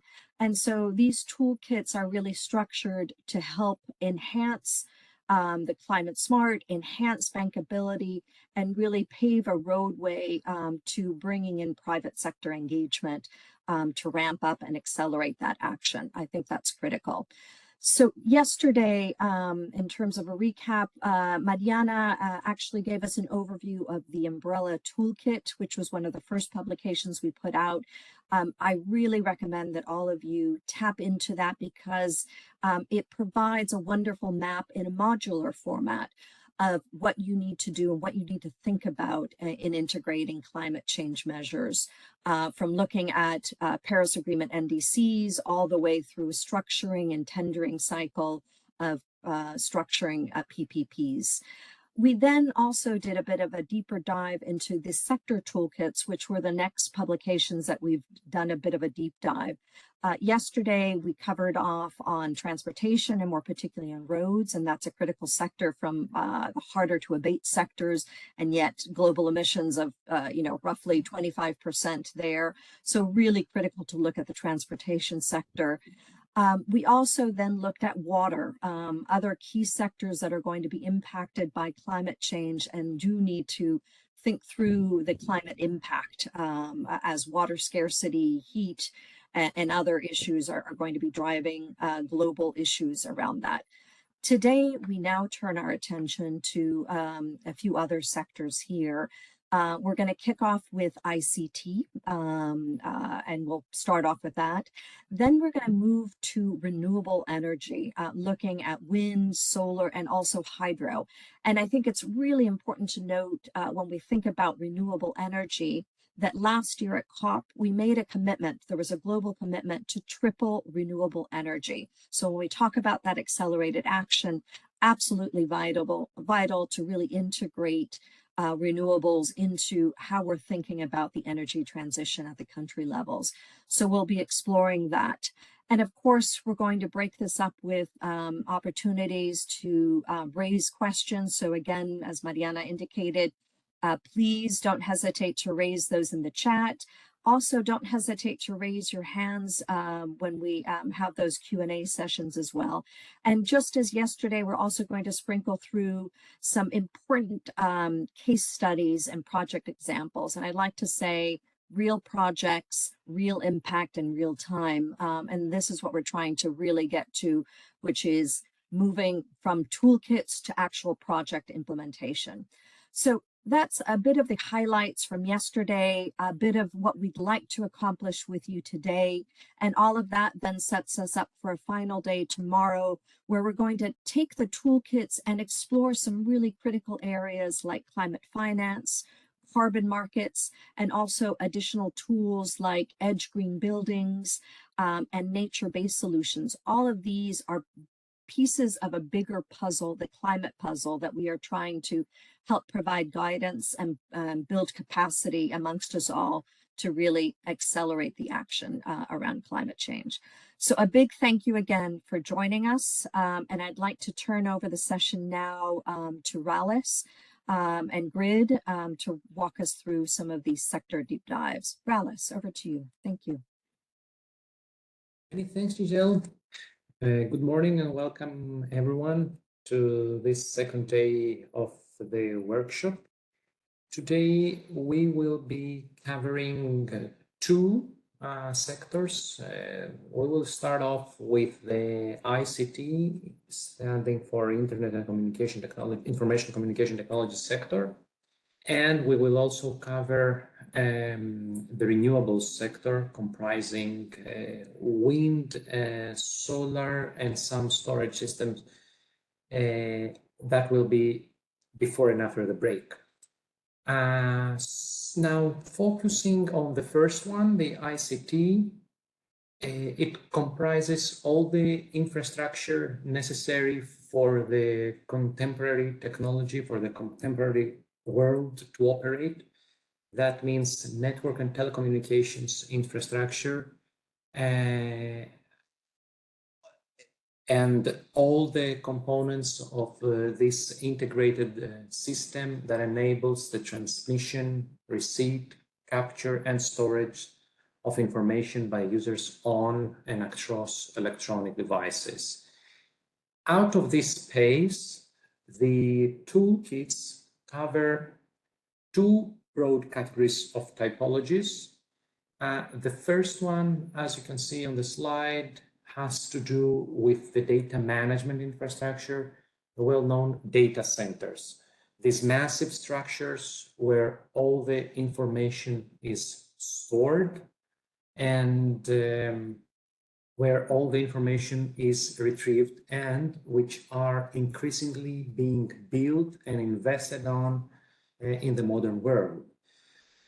Apart from that, the toolkit is also covering telecom and data transmission infrastructure. That means all these assets that contribute to the proper operation of wireless or fixed networks. What is quite important when talking about ICT infrastructure is to understand that in this case, downtime due to perhaps a climate event may have a multitude of cascading impacts. Thinking about how many systems are connected, are depending on this infrastructure, one can understand how sensitive these systems are and what the actual tolerance is in terms of downtime. Just trying to think of the consequences of losing access to our emails, or losing access to, for instance, the traffic lights management. What are the consequences of such failures? They can be immense. And this is why when talking about PPPs, we are expecting that contractual requirements will be very strict, obviously depending on the existence of redundancies or not. But overall, it's important to understand that a line, perhaps connecting a remote location to the rest of the world, is very sensitive, is very critical. So in that case, the the acceptable downtime in case of a climate-related incident will be close to zero, right? Whereas in case of an urban environment where there's a dense network of infrastructure and where redundancies may be available, acceptable downtime may be higher. This is important to understand, I mean, in terms of duration, downtime duration. That's important to understand because this will reflect, obviously, on the terms of the PPP contract, and therefore KPIs should be there to reinforce such performance requirements. And also, this reflects on the risks of the project, which will affect its very bankability. So it's important to understand that at this stage, at this very preliminary phase of the PPP cycle, which is covered by the sectorial toolkits, we are already addressing some very important risks that need to be considered upfront and will be addressed later on down the road when talking about cost benefit and about commercial feasibility and bankability of the projects. And with that, I would like to move on to the first module, starting with a recap of the modular architecture, which you're familiar with from yesterday. Again, we have the common 4 modules. First one has to do with how to check the alignment of the project with the climate policies. And before looking into that, it's very interesting to look into this figure shown in front of you on your screens, which shows what I sort of implied earlier. On the left-hand side, the GHG reduction potential in other sectors through ICT. So what we're doing right now, we're having a meeting where we are seeing each other, and I can see there are 54 participants at this very time, very moment, 55 actually, in the room. None of us had to travel to take the plane or the train or the bus to travel to this meeting. And obviously this is one example, but there are numerous examples out there. Early warning systems, building information management, energy efficiency, optimization, all these are technologies that exist and that help us reduce our carbon footprint because there is the underlying, the enabling infrastructure of ICT. It has been assessed that the reduction potential in other sectors exploiting the existence of ICT in terms of GHG is an impressive 15%. So due to ICT, we can reduce the emissions in other sectors by 15%. What is on the other side of the equation, on the negative side, is the carbon footprint of the ICT infrastructure itself. Right now, it's around 2% of the global GHG emissions, 1.8% actually. However, as we all know, this type of infrastructure keeps evolving, where we keep building because we need them. New data centers, new transmission lines, new antennas. So if the sector keeps expanding at that pace without mitigation measures, it is estimated that the carbon footprint of the ICT sector will rise to 14% in the next decades. So there are significant opportunities for achieving climate mitigation through the ICT project. That's on the left-hand side of the graph. But also we need to look the opportunities for climate mitigation of the ICT project itself in order to reduce its carbon footprint. And to do that, we first, in the toolkit's second module, present a simplified procedure for assessing the greenhouse gas emissions of such infrastructure. As we said yesterday, the idea with the sector toolkits is to allow users to perform simplified assessments without requiring to hire expert consultants that will increase perhaps the project budgets.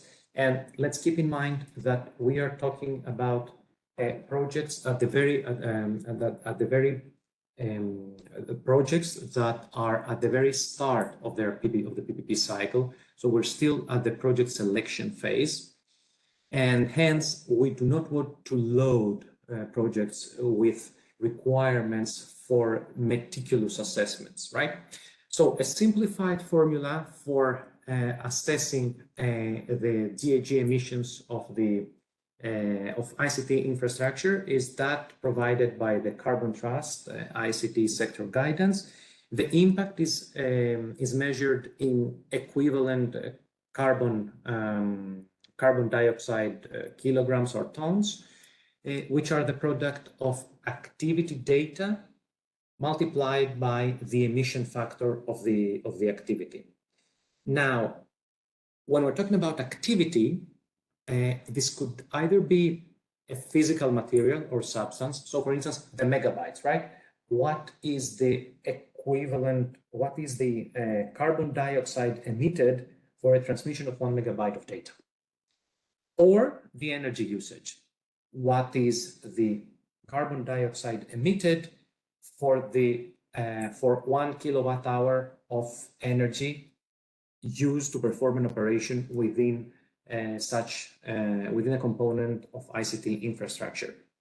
And just to give you an idea of what a data center comprises, there's a schematic on the bottom half of the page.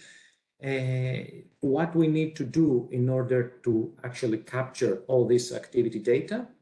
Well, we will need to inventory the equipment. In this case, and as I said, this is quite schematic, we are referring to a fictitious example comprising servers, external storage, and networking equipment. So for every piece of that equipment, it is possible to apply the proper assumptions to estimate the energy consumption of every piece, and then consider the its power usage effectiveness in order to calculate for every component the estimated energy used over its lifetime. And then by calculating this from the entire lifetime of the project and for all components, we can have an initial assessment of the GHG impact. Note, this is not a GHG accounting. This is not the familiar scope 1, 2, 3 assessment methodology. This is just a simplified procedure to assess whether whether the investment is associated with higher or lower emissions, and allows perhaps users to check the interplay or the effect of switching from one piece of equipment to the other. And obviously, there are opportunities for small-scale climate mitigation of ICT projects, right? Opportunities to reduce this footprint. And again, similar to the structure that we followed yesterday, the toolkits are presenting interventions along with relevant examples. So the types of interventions on the left column. First, of course, is the use of renewables and energy efficient equipment for the manufacturing, the construction, and operation of the facility. Examples. First example is, for instance, telecom towers powered by hybrid energy systems or incorporating renewable energy resources.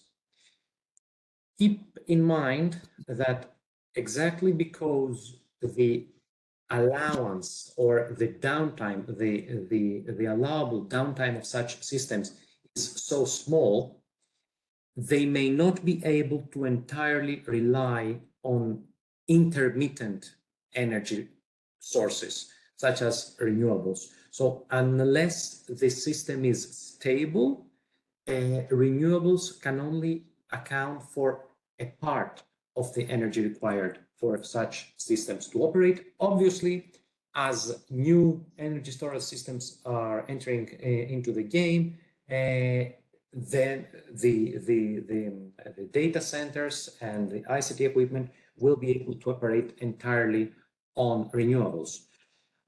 Then exploiting the space on data center roofs, for instance, to install photovoltaic panels, using energy efficient components, and also what would be scope 3 considerations, using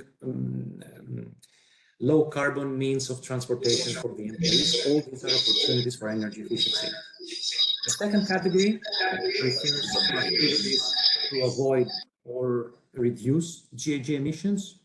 And examples in this category are the monitoring and optimizing power consumption, reusing the heat waste produced for the ventilation system of the building, making sure that there is a green supply chain in the manufacturing industry, applying circular economy principles as discussed yesterday, and sustainable use and management of ecosystems comprising the mapping of pollution and air quality and the ability to timely react when deviations from the specified targets are observed. And with that, we are now moving to the third module, which, as described yesterday, has to do with how to protect the projects from climate risks, right? Until now, we have captured the part of how to protect climate from the project. And now on module 3, we're going to the other way of looking at things. And with this, I will pass it on to my colleague Mariana to discuss the climate adaptation measures. Thank you, Rally.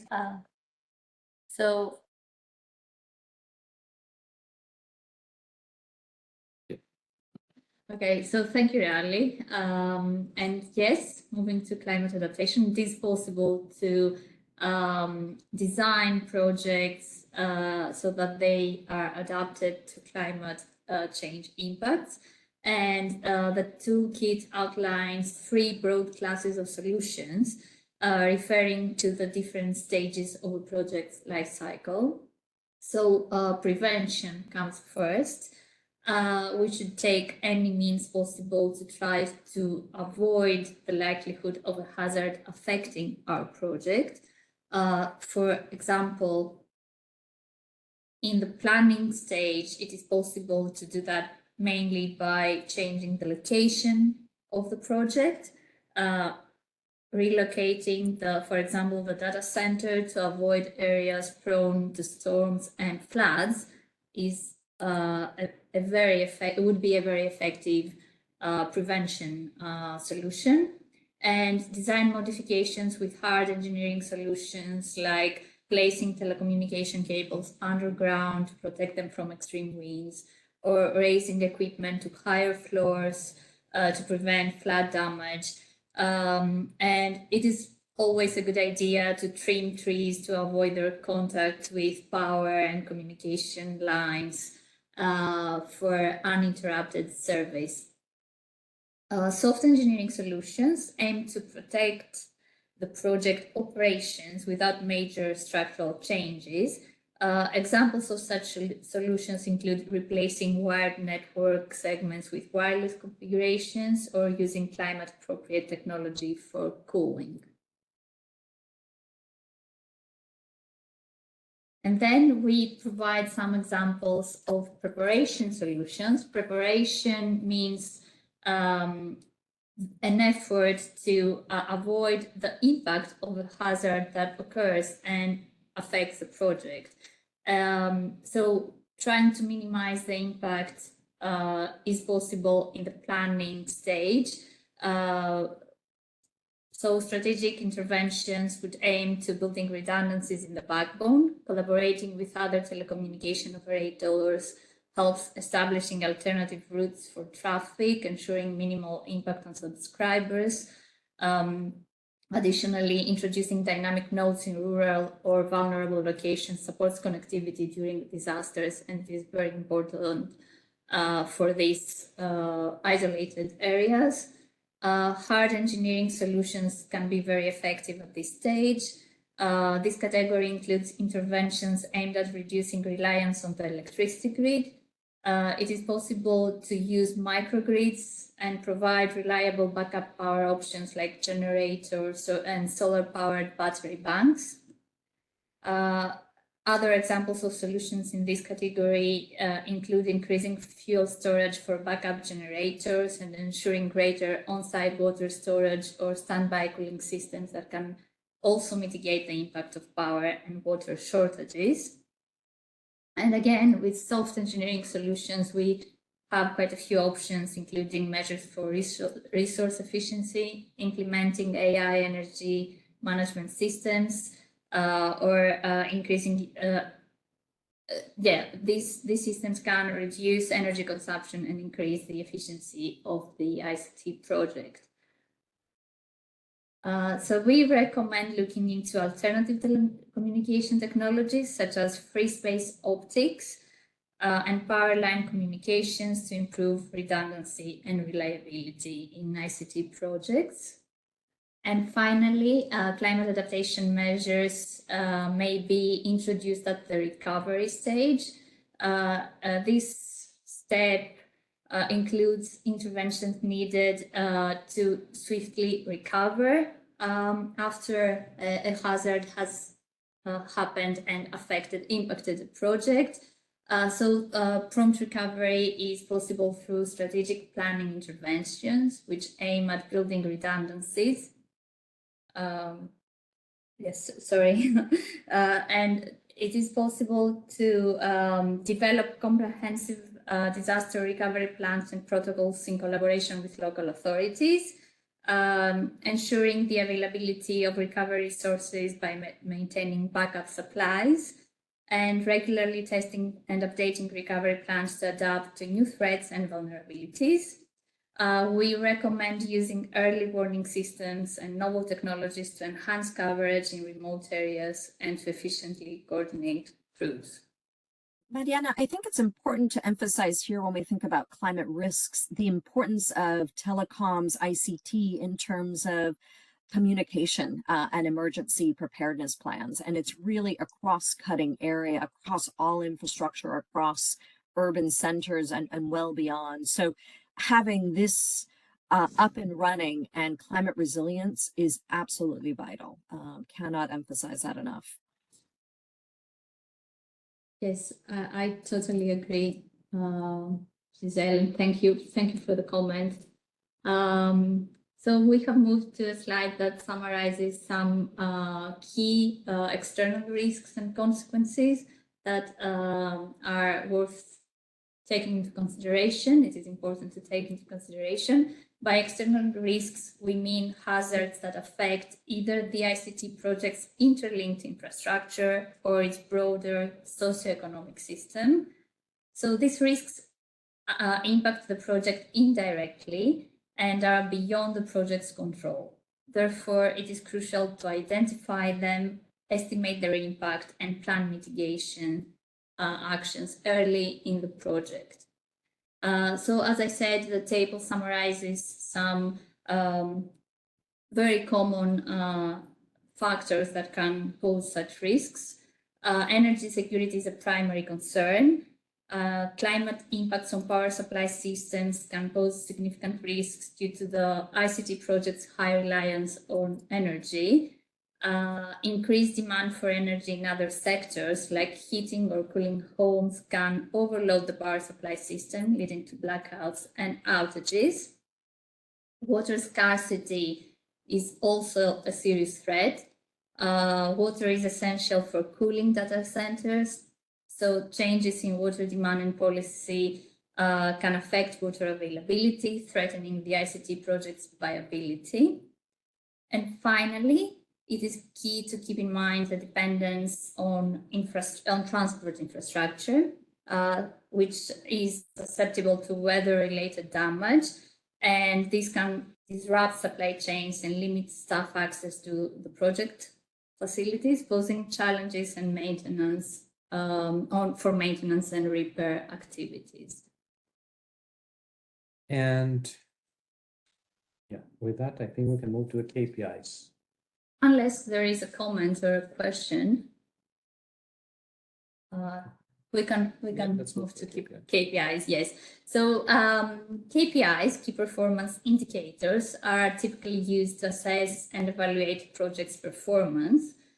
Our list provides indicative, high-level examples that may be applicable to a broad range of ICT projects.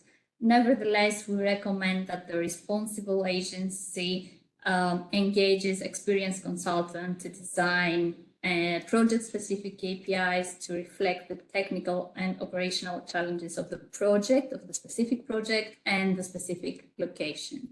So we have, you shall find in the toolkit quite a detailed list of KPIs, and we have addressed first climate resilience targets, for example, for to assess the disruption and reduced losses. Possible indicators to use are the number of clients affected, the number of strategic nodes that are out of service, and the area coverage of the disruption. Recovery time may be correlated to the total downtime or the time it takes to restore operations and service continuity. Monitoring may be linked to indicators like the number of installed sensors and the data availability index. The battery backup time is a good indicator to measure redundancy, and the frequency of updates in the emergency response plans and the number of emergency drills and the size of the emergency response fleet are indicators for emergency response. Financial liabilities from contractual fines and the percentage of excess climate risks not covered by available insurance mechanisms are good indicators of financial resilience. And then also for achievement of environmental targets. This may refer to the carbon footprint, the energy efficiency, sustainability, and the use of renewables, and appropriate indicators for the assessment of these targets may be the reduction in GHG emissions, carbon offsets in tons of CO2 per year, and reduced fossil fuel use, or annual energy savings, mobile network energy consumption, and tenancy ratio. The waste generated by 1 gigabyte of data, or the percentage of waste recycled, and water usage efficiency are indicators for sustainability. And finally, the energy mix percentage of renewables, or the on-site power generation and annual renewable energy generation, are indicators for the use of renewables. And as I said, these are only indicative examples. And let me just share a little bit of kind of re-emphasizing something that I mentioned yesterday, and I want to re-emphasize here.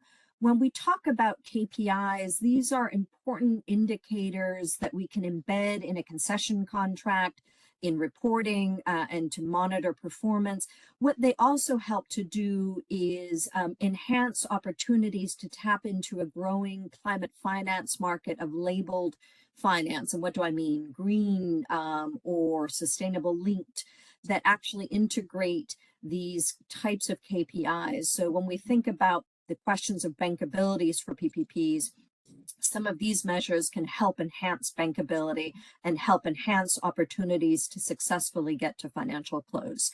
I just wanted to emphasize that here as well when we think about KPIs and integration into concessions. Thanks, Giselle. And there is one example of piloting the toolkits in East Africa. I guess this will be presented by Kathy. So Kathy, over to you. Sure thing, thanks.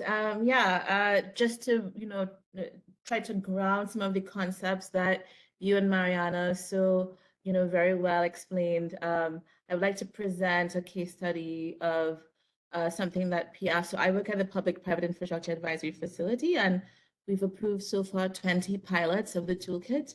And I'd like to present this one that we're currently implementing, where we are doing it in East Africa, covering Somalia, South Sudan, Tanzania, Djibouti, Ethiopia, and Madagascar. So essentially what we're doing is that we are applying modules 1, 2, and 3 of the umbrella toolkit. And by that, I mean, if you would recall from Mariana's presentation yesterday, module 1 of the toolkit provides guidance for identifying and prioritizing climate smart PPPs. Module 2 provides guidance on appraising it, and module 3 provides guidance on preparing it. So we applied those 3 modules of the umbrella toolkit, and we also applied the digital ICT sector toolkits to support the development of green and resilient infrastructure, mitigation and adaptation strategies, and make sure that it's actually incorporated into project design. We also used the methodology that we developed in the first step to further refine the analysis of 3 pre-selected projects. We also did a capacity building workshop with PPP practitioners in those countries on the use and application of the climate toolkits, as well as, of course, presenting to them the results as to how they can go about applying the toolkits and enhance planning for climate adaptation in to better connect underserved communities in these countries. So over to the grid team. Thank you. Thank you, Kathy. I think we can open the floor to questions, if any, before moving to the renewables sector. Rallies, and here we want to encourage that if you have a question, just raise your hand. If you feel more comfortable, write it in the chat. But otherwise, you can raise your hand and you can unmute yourself, introduce yourself, which country you represent or which unit, and then ask your question. We really want to make this as relevant for you. So please let us know your thoughts, comments, or inquiries.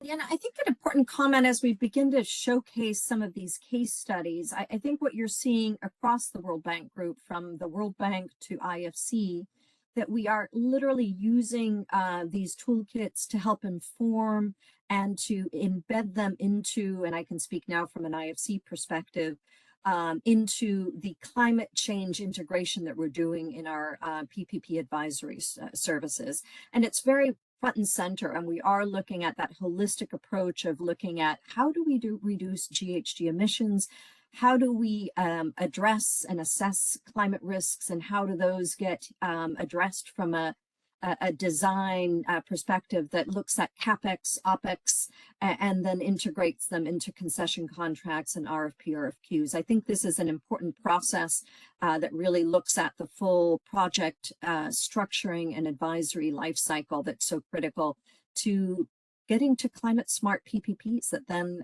can really bring in private sector investment and finance as well.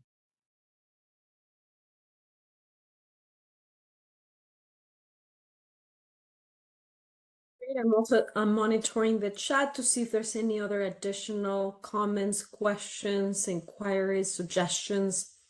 And as my colleague Giselle put on the chat, this workshop is just a first step in our journey with you. We'll send the PPT with focal points because we really want to help you implement this toolkit, have it as a powerful tool for you to embed mitigation and adaptation. So we'll provide that guidance. And Mariana, let me just add, if all of you don't prefer not to use the chat, don't hesitate to raise your hands. We're happy to have you speak up and also raise your questions with us now. Okay, we have a question. I'm going to read it out loud and just ask the team to come here. Ultimately, for emerging market and developing economy countries, the issue for ICT climate proofing is the issue of e-waste. How are we addressing this in the tools? Would you like to start with this, Rallis, and then we can chime in? Sure. So exactly, e-waste is one of the major considerations. What we are suggesting here now, let's remember this is phase one of the PPP cycle. So we need to estimate. We need to be able to provide an initial estimate of e-waste, right? This will depend on the type of infrastructure, on the size of infrastructure, on the actual components we will be using. These all need to be priced in the design. These are components of the design that need to be assessed at the early stage to actually define whether they pose a threat to the project or not. So if they do pose a threat, then it will be necessary, and not just in the EMD context. This is a global issue, right? If they do pose a threat, then it will be necessary to think of the risk mitigation or of climate adaptation, the applicable climate adaptation solutions, and the availability of technologies, of infrastructure, of means to address these risks, and the cost implications of introducing such technologies in the project. These are considerations that are covered in the toolkit, but of course, when it comes to specific technical guidance, there is some guidance in the umbrella toolkit, but by all means, this will necessitate the involvement of experts if and when the project moves forward to a next stage.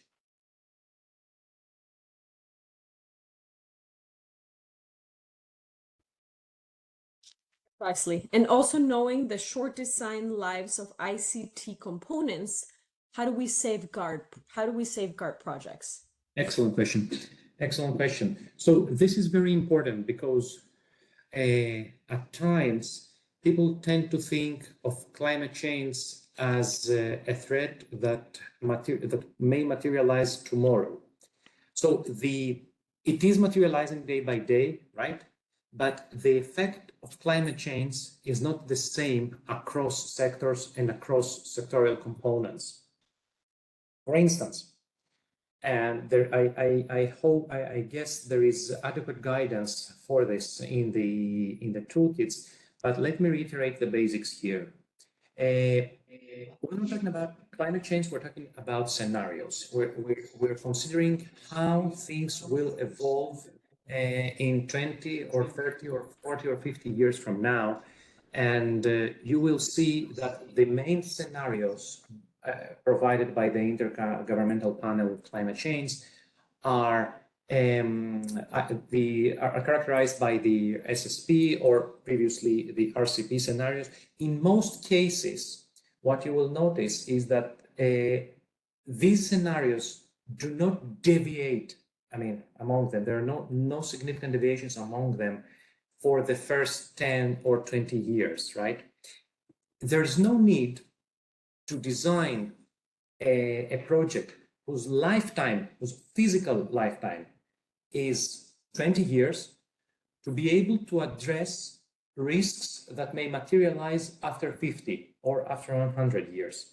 That said, which means that the adaptation should be proportional to the level of expected threat and of course to the importance of the project. The importance meaning the criticality of the project for the location, for the region, for the local context, right? That being said, we should be equally careful so as not to lock in technologies that are high GHG emitters. Now, the fact that the climate change will not affect the project does not mean that the project itself should further contribute to increasing GHG emissions.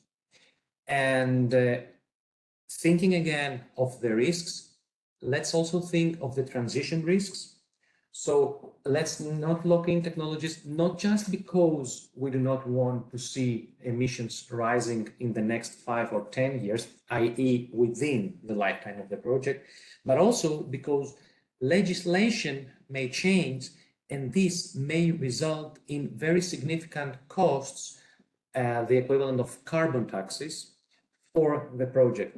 So all these are considerations, and that's why an assessment for the duration of the investment is necessary, taking into consideration all these factors, but also thinking that if the lifetime of the project is limited, then we do not need to future-proof it for 100 years from now.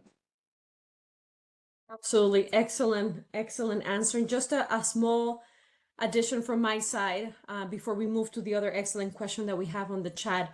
I think that Rally's made a very strong and very good point that it's about the expected trend. So the climate toolkits do provide guidance on how to identify it in a way with the right tools, the right access to the data for these scenarios that we have depending on the site location and where it's located. And he also mentioned very critical points for the MDB world, especially for the World Bank, which is lock-in and transition risk, which are paramount of the Paris alignment methodology that all MDBs have committed to, and that they have to comply in if they aim to be part of the PPP structuring. So I'm going to ask Giselle and Kathy and Helen and the team if they have any other comments about the ICT before I move on to the next question. Mariana, just a quick question or comment there, I think, to add. Look, I think climate change is raising a lot of questions. It is disruptive. And what we're seeing as a result, which I'm quite excited about, is a tremendous amount of innovation.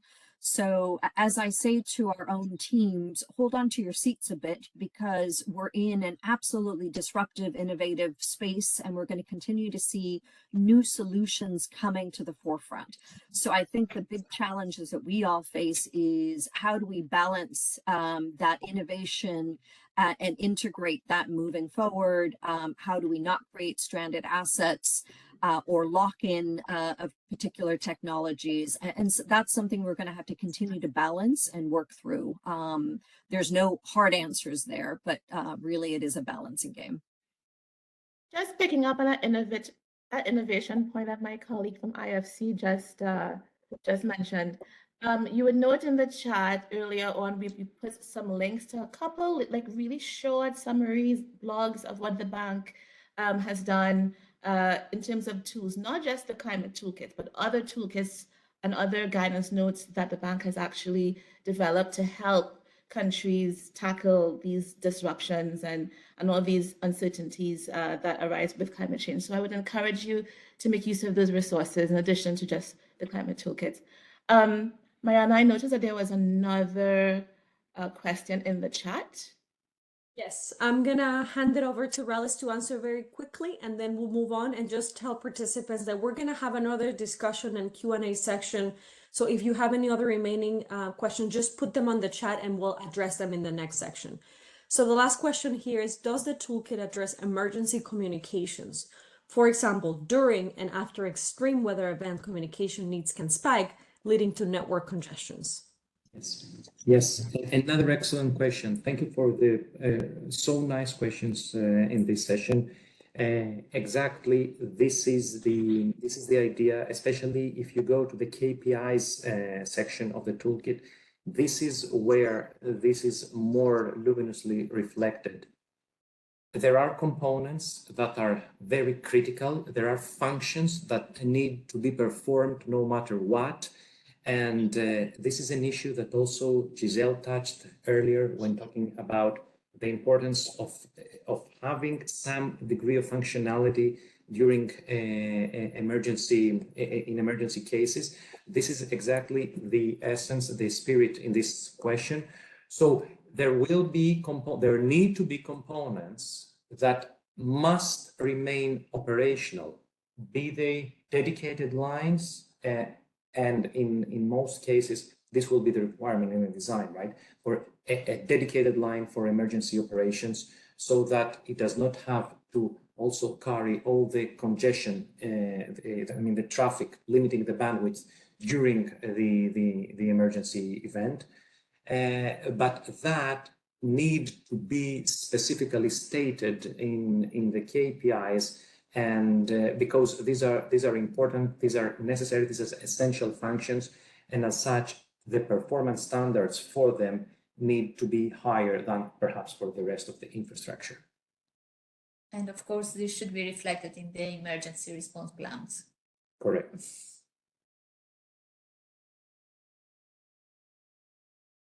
Excellent, Raleigh. So we can move on. We can do the first round of renewable energy and then do the break after, as we did. Fantastic. So as Mariana said, we will move on with the first part of the renewable energy. That will be the wind sector. Then after the break, we will be covering the solar sector and the hydropower. Wind and solar are in this first slide treated as one. So explaining the typologies, and wind, solar, and renewables have this common characteristic. Unlike the rest of the sectors covered by the toolkits, these are sectors, the design of which greatly depends on weather. So wind farms, for instance, wind energy depends on the amount of wind, solar on the radiation, hydropower on precipitation. So climate change will not only pose a risk of damage or reduced functionality. Climate change is a determinant of the design of such projects. This is why it is very important. These are classic mitigation, climate mitigation projects, all of them intuitively, although there are some emissions associated with them, which we'll be looking into in the ensuing slides. But their predominant function is to reduce GHG emissions. In doing that, they greatly depend on climate. So climate change, especially in the projects that have a longer lifespan, and this comes here to contradict the discussion we had before about the short lifespan of ICT. A hydropower infrastructure has a useful lifespan of about a century. So in that case, all these uncertainties do play a role in their design. All this to say how important climate is for this sector and why we are splitting it in two parts. And starting with the first part, we are going to be covering solar, wind, and interconnected infrastructure. In solar, we're talking about PV cell systems. These are the well-known panels directly converting sun power to electricity, but also the more productive utility scale CSP, concentrated solar power systems, which concentrate sun energy to drive a heat engine that is connected to an electric generator. This has to do with solar, and for wind, we are obviously covering two types: onshore, built on the land, and offshore, built in the sea, wind turbines. The advantages of onshore wind turbines is the easier accessibility, easier installation. The disadvantage is the lack of space, which, as you can see, reflects on their typical wind turbine sizes. Turbine sizes determine the output, hence their capacity. That's why it's measured in megawatts. Whereas in the case of offshore, these parks benefit from more consistent, more reliable wind flow, and obviously limitless space, and hence the bigger typical sizes of the relevant infrastructure. But of course, they are associated with higher installation costs, accessibility, maintenance, etc. We are also including a component that is nowadays becoming essential to renewable energy production, and that is storage. It is now understood that we cannot be talking about green energy without accounting for the capacity of the grid to incorporate electricity produced by intermittent sources like wind and solar. Hence, the need to enhance these installations, and especially the big ones, the utility scale ones, with energy storage infrastructure. In the toolkits, we are referring to one of the most promising technologies, which are the battery energy storage systems. Of course, there are other technologies that we can discuss, but this is the one covered as, you know, it lies between, it's a good compromise between the conventional batteries and the newer technologies. So module 1, moving to our familiar structure again, assessing the Paris alignment of renewable projects. And maybe it sounds surprising to have to assess the Paris alignment of renewable projects, as intuitively one might think that they are anyway aligned since they are renewable energy projects. Still, there are a couple of steps that need to be taken into consideration, and this is why we are including them in this presentation. There is obviously a more analytical description in the actual toolkits. The first step, as you know, is to assess consistency with the climate strategies of the country and the relevant commitments, nationally determined contributions, long-term strategies, national adaptation plans, national legislation, etc. So what we have to do in step 2, and focusing on the left-hand side column, first, whether there are climate hazards that are likely to negatively impact the project, its operations, and its objectives. So how the project is addressing the adaptation and resilience goals set in the NAPs. And the second and the third step, to specify, make sure that the design specifies climate adaptation measures to address those risks. But, and I think what is more important, is also to look into the mitigation goals. So how the project helps achieve the development objectives of the country with low GHG emissions.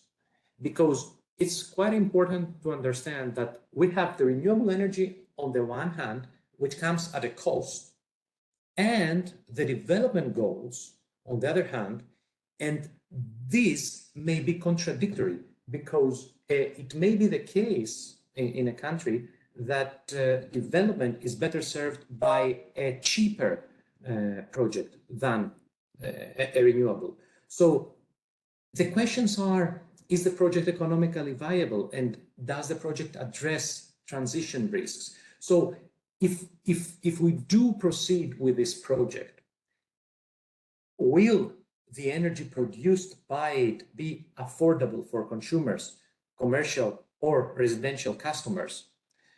And how the project is able to address the transition risks? Is it, for instance, coming to displace an existing facility, meaning that it will drive an amount of people to unemployment? So these considerations do pose the risk of non-alignment of such projects, and this is why we emphasize them in the toolkits.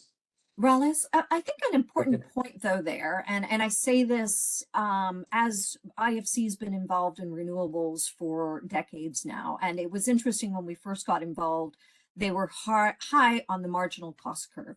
The reality now is that renewables are highly competitive and oftentimes the most low cost renewable energy source in country. So we've absolutely fundamentally shifted this equation to making renewables a low cost, preferable energy solution.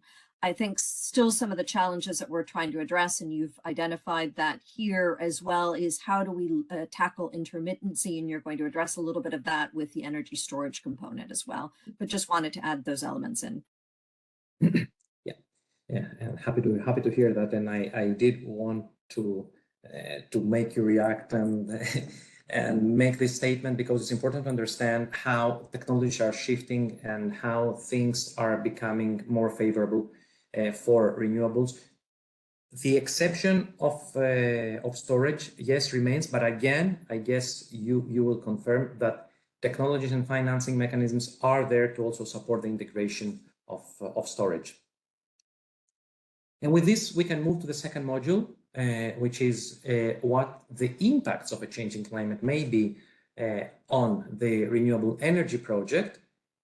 And to explain this, we will be using this graph. Now we will focus on the wind turbines. But what we, and after the break, we will move to the solar. But what I wanted to explain and why we're using this figure is that these projects do not operate in isolation, but they are part of an integrated system. So when thinking of climate risks, it's good to have the full picture in mind. So there's the tower, there are the offshore substations, there are the components of the, like the nacelle, the blades, the rotor, and there's onshore substations in case of onshore turbines, and of course the grid. So all these functions need to be operational. So any of these components could be impacted by climate, and it's good to consider the entire system and its subcomponents. I'm going to be visiting some of the main potential impacts on wind projects per climate threat, starting with the wind itself. And so what are the potential impacts of extreme wind on the tower? Well, if the wind blows too much, then the tower may tilt. The material, the steel it's made of, may buckle, or the equipment may overtop. The nacelle and the blades actually themselves may buckle or even break, and this is one of the most common damages in offshore wind parks. Breakage of the blades due to extreme winds. And yes, there are there is equipment in place to protect from such events, but accidents do happen in cases of extremes. So this is one of the most typical damage types. For the offshore substation, again, wind may cause extreme waves, which could in turn cause toppling or breakage of the support infrastructure. For the rotor and the electromechanical equipment, this intermittency and actually these extremes may produce energy yield fluctuations or failures in the equipment.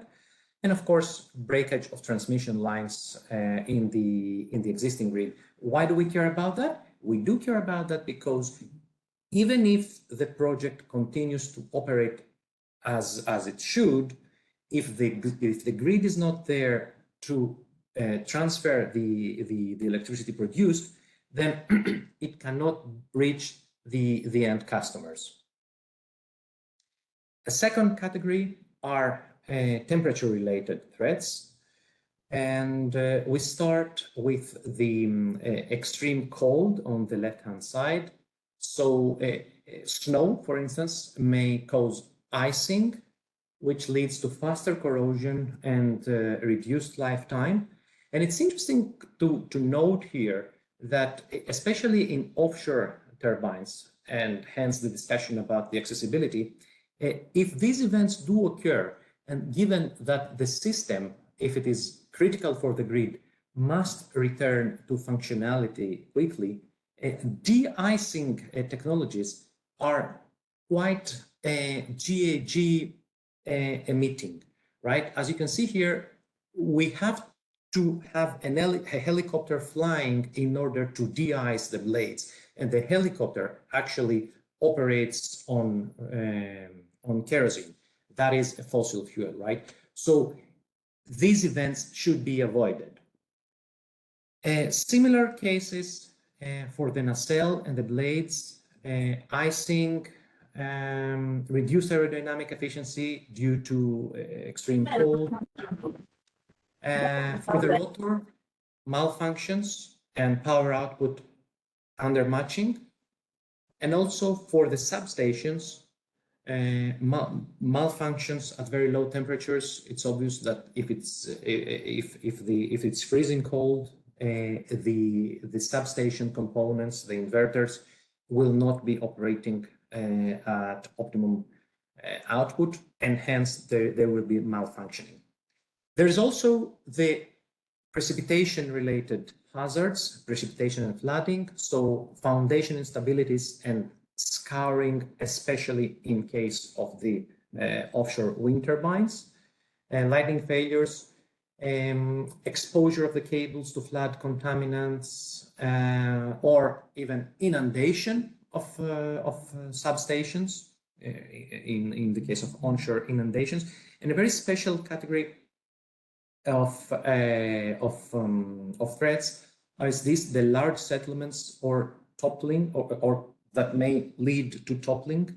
These are soil related, but these may be ignited by an extreme flood event. With this in mind, we'll also cover this table, which is discussing climate adaptation measures for wind projects. I will pass it on to Mariana to talk about it. Thank you, Alice. So indeed, the toolkit is providing detailed guidance on how to structure climate adaptation strategies for wind projects. And it addresses both acute climate hazards, what we would call a natural disaster, and chronic stressors. So starting with the first category at the top table, we naturally see extreme wind speed as the top threat to take into consideration, because of course wind turbines are situated in areas where we expect high intensity winds. But it is possible to adapt to impacts from winds that exceed what we had expected, for example, by using materials with higher fatigue life and following stricter design specifications beyond the usual code thresholds to make the turbines more stable and safer. Fire is another significant threat for inland wind turbines, of course. So to mitigate this risk, we recommend implementing fire zoning and installing fire hazard warning systems. Freezing temperatures are also a concern, which can be tackled by use of anti-icing techniques and such as active heating of blades or applying passive hydrophobic coatings to the components of the structure. And moving to the bottom table to address chronic threats, for changes in wind potential, we can use automatic calibration of the wind turbine's orientation to optimize the performance. For sea level rise, we suggest using anti-corrosive materials and applying anti-corrosion coatings. And finally, to counter temperature increases, we recommend optimizing the design of blades and increasing the diameter of pylons and the size of the foundations. So speaking about the foundations, there is a type of hazard that affects them a lot, and this is scouring. Alice mentioned it earlier. So scouring is the erosion of the seabed material around the foundation, which creates a scar hole and can lead to serious geotechnical failures, causing large displacements and ultimately likely tilting of the tower or even collapse of the structure. So the most common strategy to prevent scouring is what you see on the left-hand side picture. It involves covering the area of soil around the foundation with rocks, stones, or gravel.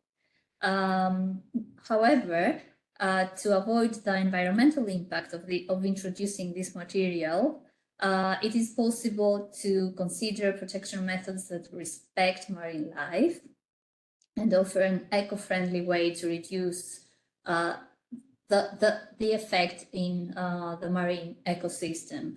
So we have provided this reference that you see at the bottom of the slide, where you can find a catalog of several nature-based designs for offshore wind structures, which can be helpful in finding ways for environmentally friendlier scar protection. And only as an indication, we provide 2 examples here.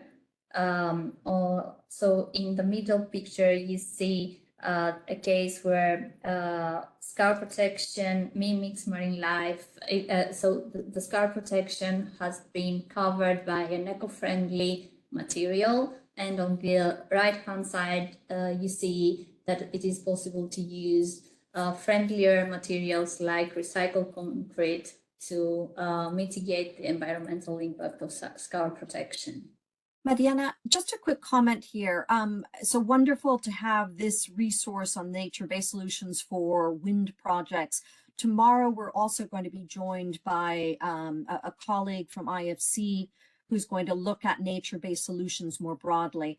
But I want to come back quickly to what Rallis was laying out in terms of the adaptation measures. I think the key thing here is understanding the climate risks at the project site, so that you can then better look at risk mitigation measures, many of which were outlined in some of the earlier slides. And what are you trying to get at? First of all, ensure that there's minimum disruption due to climate impact, and also, importantly, minimize loss, whether partial or total. And finally, more and more we're seeing with insurance, they're requiring that investors look and design assets to build resilience. So all of this is really pieces of the puzzle that we continue to build to look at climate resilience to impact. Thank you, Giselle. Mariana, World Bank team, I think I can see some questions. I don't know if you would like us to take these questions now or perhaps break first.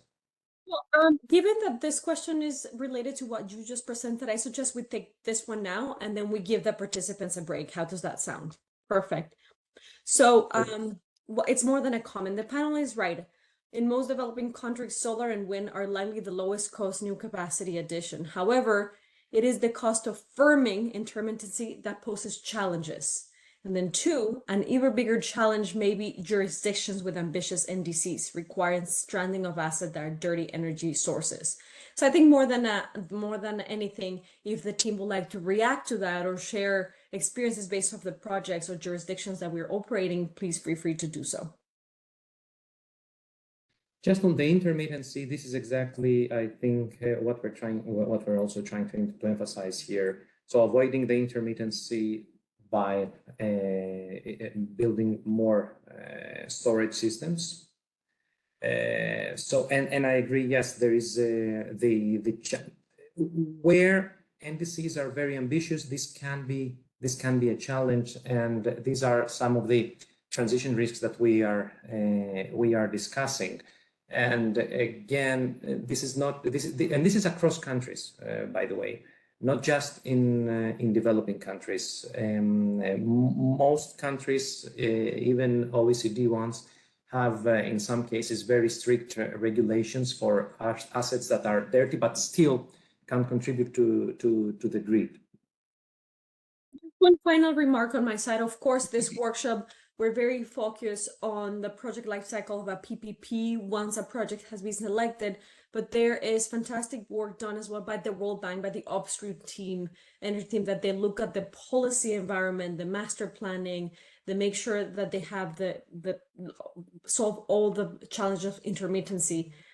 So that's work that it's equally important, that it's covered by teams. And here we're talking about the PPP lifecycle as well. So I think with that, we can do are we doing 10-minute break or how many minutes? Let's think about a 5 minutes, just so that we have enough time, maybe at the end, to do any follow-up Q&A, if we may. Very good. So we're gonna break for 5 minutes. And in the meantime, think about any question, comments, or inquiries, and feel free to do it in the chat.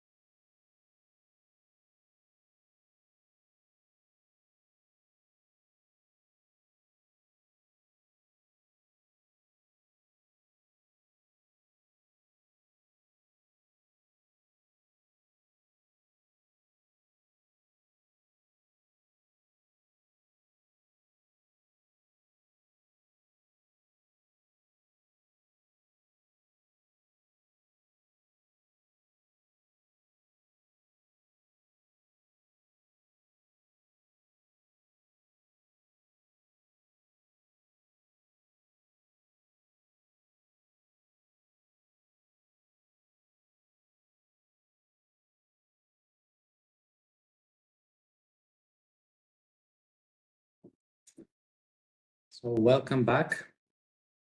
I hope everyone has had the time to break before we move on to the second part of the renewables sector, where we'll be looking into the climate risks for solar projects. And as before, we'll try to figure out what the potential climate impacts on solar infrastructure are by looking into a figure that again is aiming to highlight the fact that renewable installations, solar installations, again, are not operating alone. They do comprise the panels, which we all recognize, and their support system, the racking system, but also some infrastructure necessary to convert energy, the inverter and the relevant equipment, which is in most cases housed in a building, and of course the grid, which needs to accommodate the energy produced. And we do mention here the sunlight, because whatever blocks the sunlight hinders production, electricity production from solar projects. Again, looking into specific impacts, first starting with the impacts of extreme wind. An obvious damage that may be caused is the breakage of mirrors, especially if the wind also transfers objects that may hit and break the mirrors. But also, and quite importantly, the formation of dust or the transfer of dust that remains on the panels. Why is this important? It is important because the more the dust on the mirror, the less the energy output. So if there is a nominal output of a PV, and then there's a cover of dust on it, then this reduces, which means that it will be necessary to make sure that this dust is removed, which requires some techniques, one of which, the most obvious, is using water to wash out the dust. But what happens if there is no water in the area where the project is located? So the lack of water in this case may be a risk factor, not because the water itself is necessary, but because the dust that is projected to be covering the mirrors will not be possible to clean it. And this is actually one of the cases that we have seen resulted in a project not being financed by a commercial bank. This very understanding of this very risk, the solar potential, the radiation in the area was quite high, but the area was also located in a region where there was a lot of dust. So since there was no anti-dust technology, or it was not viable to use special coating, this project was abandoned. Then wind pressure on the panels may also destabilize the frames, the support structure, and can also apparently cause damages on the roof or break the windows of the buildings. And remember, again, it could lead to breakage of the transmission lines, as mentioned also before for the wind sector, which results in limited capacity of the grid. Precipitation and flooding, first affecting the actual radiation. So increased cloudiness obviously results in increased productivity of the increased efficiency of the PV of the panels. The area may become inundated, or in cases of unprotected equipment, it may result in short circuiting of the panels. It may also affect the grid. Temperature is also important. high temperatures may lead to reduced output and also material degradation. Very low temperatures, heavy snow or extreme cold may cause cracking of the panels. All these are risks necessary to be assessed. And on the grid side, again, the output may be undermatching the demand because the grid is not able to operate at its nominal capacity in cases of extreme heat. And finally, the soil-related threats. And actually, these are so slope movements, right? Any sort of slope movement, any sort of slope displacement, given that the foundation systems of the panels are not deep enough, right? They do not penetrate, I mean, into stable, into healthy soil. They are usually supported on a surface foundation. This means that if the area is prone to any sort of slope displacement, it means that the panels will be displaced and will stop being operational. And this sort of landsliding may also be caused by extreme rain or flooding. And where relevant, if this results also in mudslides, it may even result in total coverage or the panels being buried under the mand. That means 100% destruction of the facility. And again, passing it to Mariana to discuss adaptation measures. Alice, if I might just comment there, I think if you go back to the other slide just a moment, I think what's remarkable there is we have to think about projects and their interconnectedness. And it's a point that you've raised, Alice, which is the climate risks may very well impact the project, but they're also potentially going to impact the grid, for example, or the interconnection there. So making sure that all parties, the concessionaire and other key stakeholders are communicating and integrating around climate impacts is absolutely vital. Just part of this larger puzzle piece that we're trying to put together. Yeah, thanks, Sijel. Thanks for injecting these private sector considerations as we go through the risks, because I think this is very important to be able to understand the connections between physical risks and project risks. Let's move with the adaptation. And moving to adaptation measures. So as we did previously with wind, guidance on adaptation measures has been based on classifying threats into two categories. We are talking about acute climate hazards and then about chronic climate threats, chronic stressors. So starting with the first category, we see at the top of the list extreme heat, and recommendable adaptation measures for this threat would be using temperature-resistant materials like heat-resistant cells and passive earth flow systems to help lower temperatures.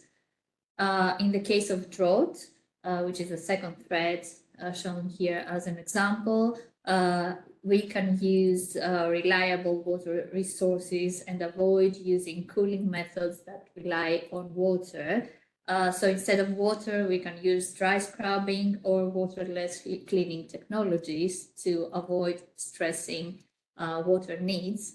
And then when it comes to flooding, it may be necessary to reevaluate site selection and avoid areas prone to inundation. If that is not possible, increasing the elevation of critical equipment can be a good adaptation measure and protect it from water damage. And then moving to the second part, to the bottom table, to address climate threats, chronic climate threats. For changes in cloudiness, we suggest using PV panels with rougher surfaces or textured glass or anti-reflective coatings. And then also monocrystalline solar panels are a good option. We can implement a thermal storage system and automatic calibration of solar panels orientation to optimize their performance and address changes in cloudiness.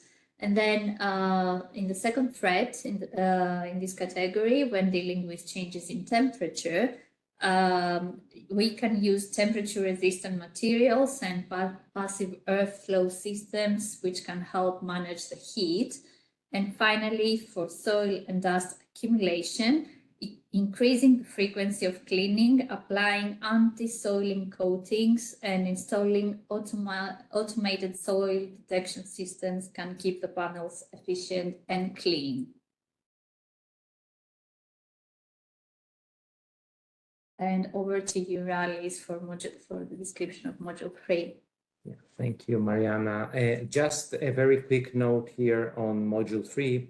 In the case of the renewable sector, for module 3, we are describing how to evaluate the emissions reduction due to the use of renewables.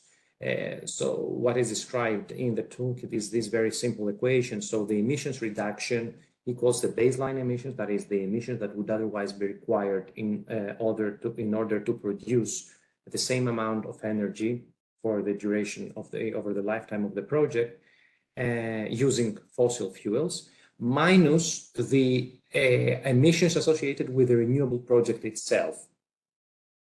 Now, in case one wonders what these lifetime emissions of the project themselves are, this refers to the embedded carbon that is in the materials used for their manufacturing, the emissions related with installation, maintenance, and end-of-life treatment and decommissioning, which are non-zero, right? However, in terms of actual production, you will see that the emission factors are very low, both for onshore wind and offshore wind and PV. Hence, for preliminary calculations, this parameter, this factor, may be equal to 0. But just stating here that there are some emissions in there. For the simplified case, at the stage where this toolkit refers to, this can be taken equal to 0.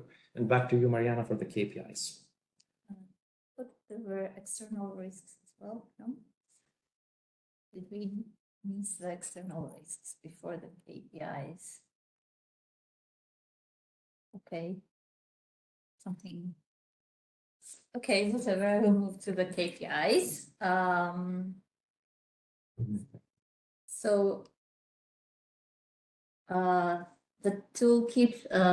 You want to go to the external risks? Just you skipped them before. Oh, okay. Yes, apologies for that. So should I talk about the external risks first? Yes. Sorry about that. So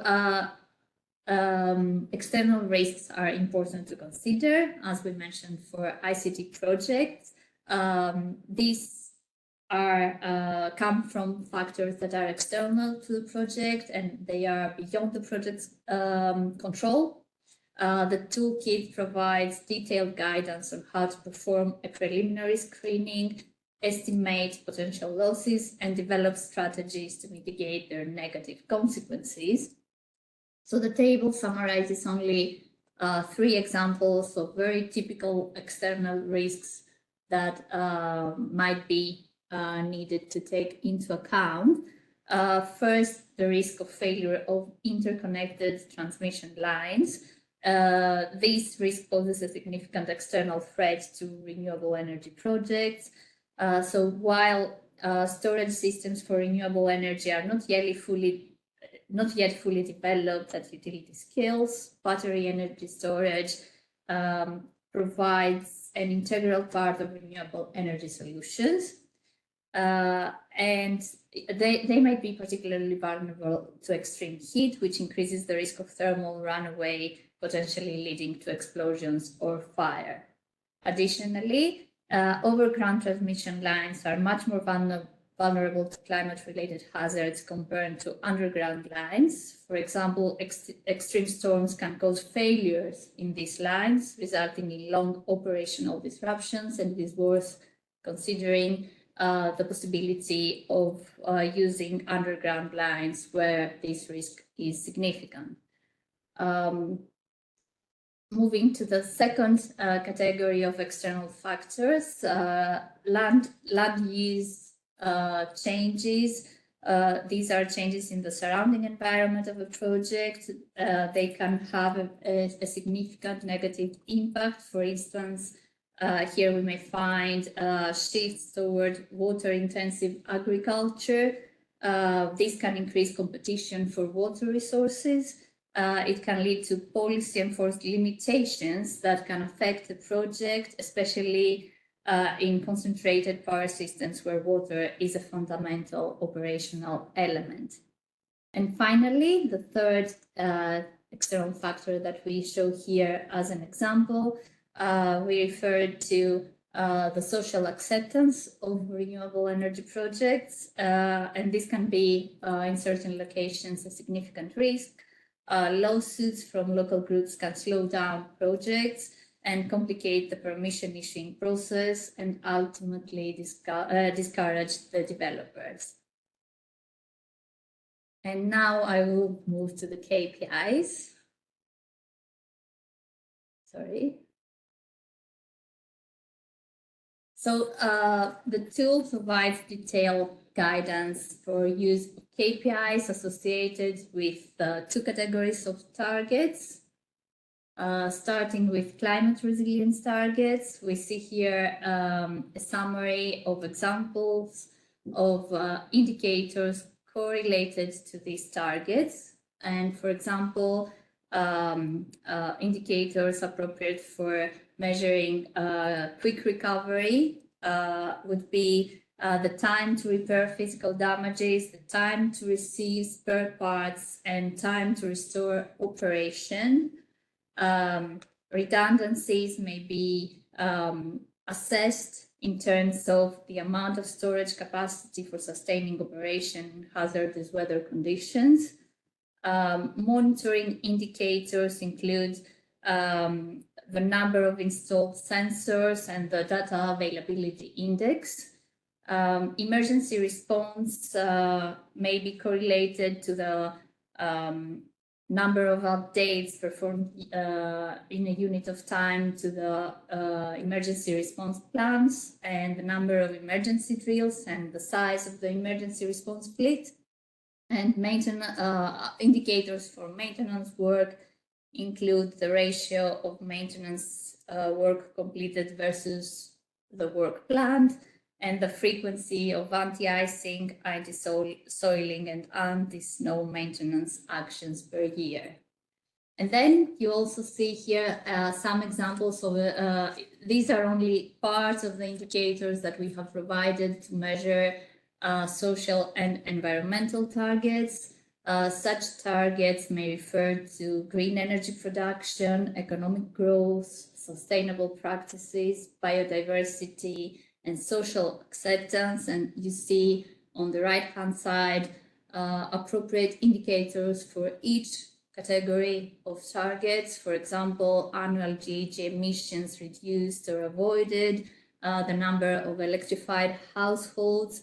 In the economic growth category, you see the number of new jobs created by the project, the percentage of new jobs covered by locals and women, and the number of workers affected by the transition.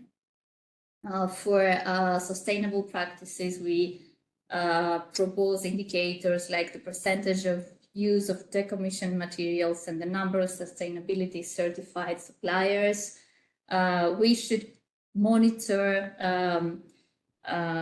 key sensitive animals or plant species affected by the project and key biodiversity areas affected by the project to assess the impact on biodiversity. And finally, social acceptance may be correlated naturally with the number of lawsuits and complaints, the number of building trust programs or initiatives aimed at increasing acceptance by local communities, and consumers' willingness to pay a higher price for green electricity is a good indicator of social acceptance.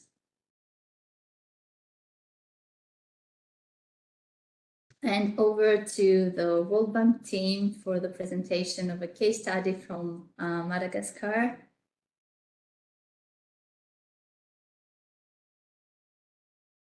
Over to you. Thank you so much. Yeah, thank you so much. Thank you so much for that. Yes, so with regard to Madagascar, so in this case study, I'd like to present where we actually applied the energy toolkits to really assess and also ensure that PPP mini-grid expansion was done in a climate-smart way, not just for electrification of rural communities, but also to enable expansion of digital services, right? So to get into the specifics of what we are currently doing, because the project is still under implementation, we recommended resilience measures for built infrastructure. And also, and that's the engineering side, we also had some really good measures that we would like to, that we were introducing into the actual contract. So we are identifying minimum climate resilience requirements and also climate smart KPIs to make sure that they're incorporated into the bid document, contracts, as well as the overall policy. The study is also thinking about the overall PPP governance framework as relevant to enabling private sector participation in solar panel infrastructure. So the analytics will also include an assessment of the current climate considerations in the regulatory process, and also make recommendations as to how to infuse these considerations in the overall governance framework. The toolkits are also being applied to identify some of the best practices, preliminary implementation costs, operation and maintenance requirements as well for ensuring that the digital infrastructure expansion that's also being done under this activity is also climate resilient. Of course, we're complementing all of this with training of PPP practitioners in Madagascar to ensure that that they can continue to design and implement and oversee these universal access projects. So, and with that, I'll close the summary of the case study. We'll be also happy to share with you the results of these. So much more to come. You'll be expecting some more information from us in the coming months. But yes, over to you, Alice.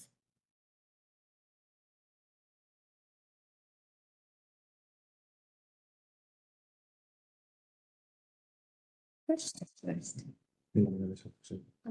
Okay. So maybe we can do all the the Q&A section in the end after the hydropower sector. So the hydropower toolkit covers the three main typologies of such projects. Impoundment hydropower involves creating a large reservoir by damming a river. The key components here include not just dam, but also the turbines and the generator. Runoff river systems utilize the natural flow of the river without the need for large dam or reservoir. These systems rely on the canals and penstocks to direct the flow. And then we also cover the pumped storage hydropower, which serves as a sort of energy storage solution. So hydropower is the world's largest source of renewable energy. According to the International Hydropower Association, it currently covers the 16% of the global electricity demand. And indeed, over the past decade, hydropower capacity has grown significantly, and many countries in South America, Africa, and Asia have committed to using hydropower to provide affordable energy with net zero emissions by 2050. One of the key advantages of hydropower projects is their low life cycle GHG emissions per unit of energy generated. However, it is important to note that the design and implementation of these projects significantly impact their efficiency and environmental footprint. So it is necessary to keep some of the guidelines that we will refer to in the following into mind to make sure that indeed we have minimized the environmental impact of these projects. Our toolkit offers detailed guidance on how to minimize these impacts and reduce GHG emissions throughout the life cycle of hydropower projects. And here, this slide summarizes some key strategies that are proposed. So we recommend reducing emissions through revegetation and catchment treatment. We recommend implementing real-time monitoring systems to manage water flow fluctuations. That this can help moderate flood peaks and control debris flows. Additionally, for sustainable use and management of ecosystems, we propose solutions for rational management of sediment flows. This is essential to minimize the impact of the project on the wetlands that are downstreams. Anti-erosion solutions during the construction phase are crucial to limit sediment transport and protect local ecosystems. And aligning with the principles of circular economy, you see in the bottom the category of examples proposed. We have included recommendation for monitoring resource use and employing suppliers and contractors who are sustainably certified. The proposed methodology we have a very detailed methodology for the assessment of net GHG emissions. This is followed by suggestions of well-established predictive tools. You see here a list of resources that we recommend, and I will only make reference to this analytic assessment, which has been issued in the framework of the certification scheme developed by the Climate Bonds initiative, and is summarized in the form of a flow chart. So the assessment here relies in the calculation of three indices. The power density, PD, is defined as the power capacity over the area of the reservoir. The emission intensity, EI, is defined as the average life cycle GHG emissions divided by the average life cycle power capacity, and SF is the storage function of the project. So based on this calculation, the framework generally promotes the certification of projects with high capacity and low emissions and storage function linked to intermittent renewables. Hydropower projects are very susceptible to climate impacts, and the tool provides comprehensive guidance for identifying and addressing these impacts. As previously, we differentiate between acute hazards and chronic stressors, and here you only see some examples from each category. Variations in precipitation patterns are a significant threat.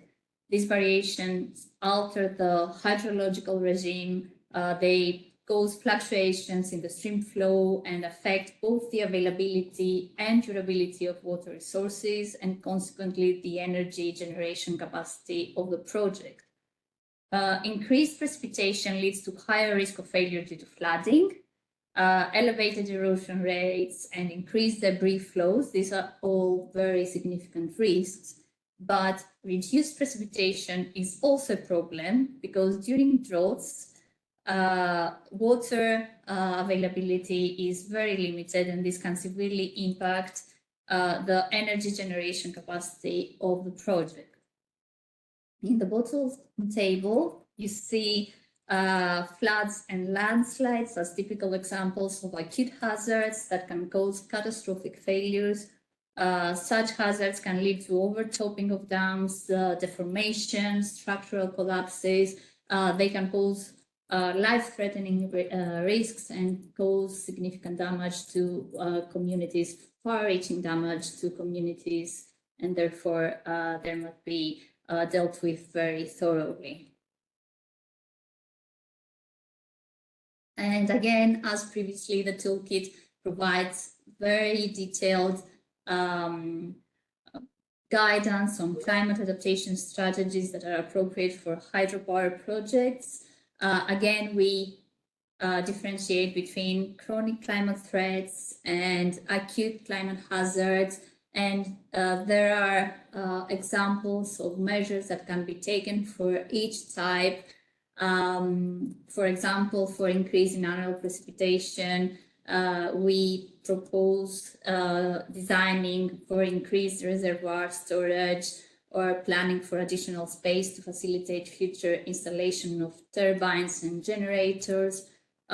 We propose establishing drought contingency plans and engaging with communities and other stakeholders to create water resource management protocols and developing fire models and fire management plans, or if snow packing and avalanche risk is relevant to the project, we may establish monitoring systems and active passive mitigation measures.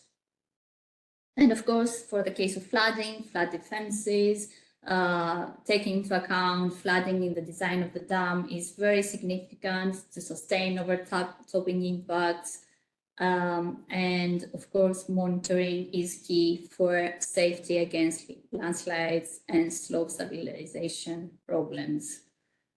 Again, external factors are very important. They are similar to renewables, so maybe I should proceed to the last slides to allow for some time for discussion. What do you think? I was going to add one comment there, and I think with hydros, and particularly as Rallis kind of indicated the life of a hydro, some of the key questions that are coming up with climate risks are the hydrology and looking at how that's impacting existing hydros and how to plan forward with the life cycle, which is so long, and projections of climate change for the future. It presents some interesting challenges as well for us. Wanted to highlight that as well. Yes, thank you, Giselle. Thank you for the comment. So should I say a few words about KPIs? As with the previous renewable sectors, we have included a very detailed list of suggested KPIs. We, of course, recommend refining this list, engaging expert consultants to make the indicators as accurate as possible and reflective of the local context, and to introduce thresholds that can be used to evaluate the performance. We address climate resilience targets such as reduced losses and disruptions, recovery, redundancies, emergency response, and maintenance. And you see on the right-hand side example indicators for each target, which may be climate-related energy yield losses or the number of climate-related incidents causing disruptions, total downtime or time to restore operations after an event, the existence of a flood storage buffer or redundancies for powerhouse, the time it takes to discharge over the time required to reduce reservoir level in case of flood events. These timings are very significant for efficient emergency response and for maintenance. We may correlate performance with the ratio of maintenance work completed and frequency of anti-erosion maintenance actions. These are only some of the indicators that you will find in the toolkit. And finally, also for social and environmental targets, we have provided indicators for avoidance or reduction of GHG emissions, energy efficiency, sustainability, and use of renewables. And these targets are correlated with indicators such as GHG monitoring, the existence of a GHG monitoring plan or a sediment management plan, the total energy consumption, the number of equipment upgrades, water use allocation plan, and changes in biodiversity. And then also we see examples for the use of renewables, such as energy mix, on-site power generation. And as I said, these are only indicative. This is only an indicative list of the indicators that you can use. And with this, we pass it on to you, World Bank Group team, for concluding remarks and Q&A. Thank you. Before we conclude, I know that we're running a little bit short of time, but I really want us to take the time to address this last question from the chat, since we want to make this as useful to you participants as possible. So let me just read this out loud and let the team react. The dynamics of global warming poses significant challenges for hydroelectrical projects. Balancing these changes are critical to accessing finance. They pose their own risk, possibility affecting hydro projects' bankability. How do we intend to manage the risk of lower water levels for hydroelectric dams, ROI for PPPs, and social pressures or disruptions? Are they examples of successful management of PPPs where low water risks have occurred? That's an excellent question. I don't know if I see Giselle, would you want to take this over? So I raised the question of hydrology with intent earlier because it's already impacting and causing some concerns. I think, as Grid has highlighted, understanding and doing the risk assessments around climate is critical. And part of that for hydro is looking at hydrology. Now, when you think about it, not in the asset life cycle, but in the financing life cycle or the concession, we're talking about much shorter timeframes. And so it's much more, it's easier to then be able to look at risks in that shorter financing time period. But understandably, you as asset owners, because the asset continues to survive, have a larger and longer time frame to look at this asset. So I think what it's beginning to raise, and I see that in countries like Brazil, for example, questions of how do you build out alternative sources of energy production, wind or solar, because your hydrology may impact your strong hydropower generation and reliance there. So there is some important balancing that will happen from a policy perspective and also from an investment perspective to meet local demand needs. All of this is that complex puzzle piece that I described a bit earlier. So hoping that helps to clarify a little bit of the complexities that we're all beginning to navigate now, from policy to project to investment and finance. Thank you so much, Giselle. And I think that it's a perfect segue to the sentence that, for me, it sums up a lot of what we discussed today. Climate change is a determinant, especially when we talk about renewable energy. We had the opportunity today to do a deeper dive into the renewable energy toolkits, including hydropower. And then we received excellent presentation from the Rallis team focusing on mitigation, which is at the end of the day, the goal of the renewable energy deployment and the commitment, as Giselle reminded us that at COP we did to triple the delivery of renewable energy, but also the importance of create and deliver renewable energy projects for the climate scenarios that we will have access to for the future. So I think that when we think about hydropower, when we talk about wind, and when we talk about solar, we have to be conscious about that. So we're very, very, very lucky to have you all connected today. And we want to just reinforce a message that this workshop of yesterday and today is just the beginning of the journey that we see together to partner to have more climate action. We're going to send, if Rallis, if you go to the next slide, please. We're going to send an email, the next one, please, with the contact details of all the team. Oh, the one before, please. Thank you.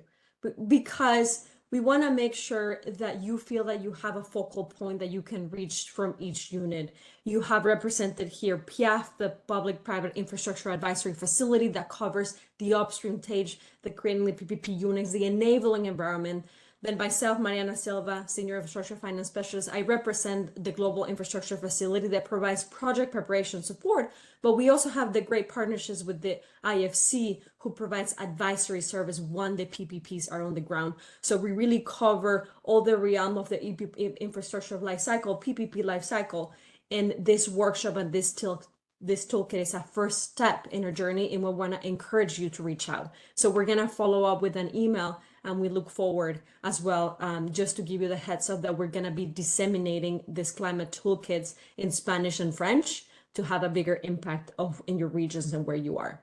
I still want to invite you to connect to the third day tomorrow. We're going to be covering climate finance. And so we're very excited to see you all tomorrow.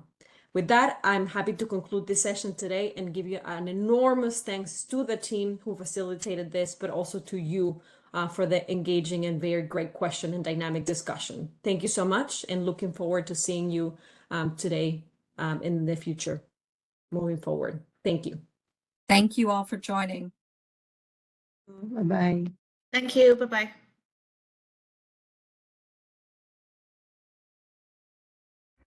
Thank you.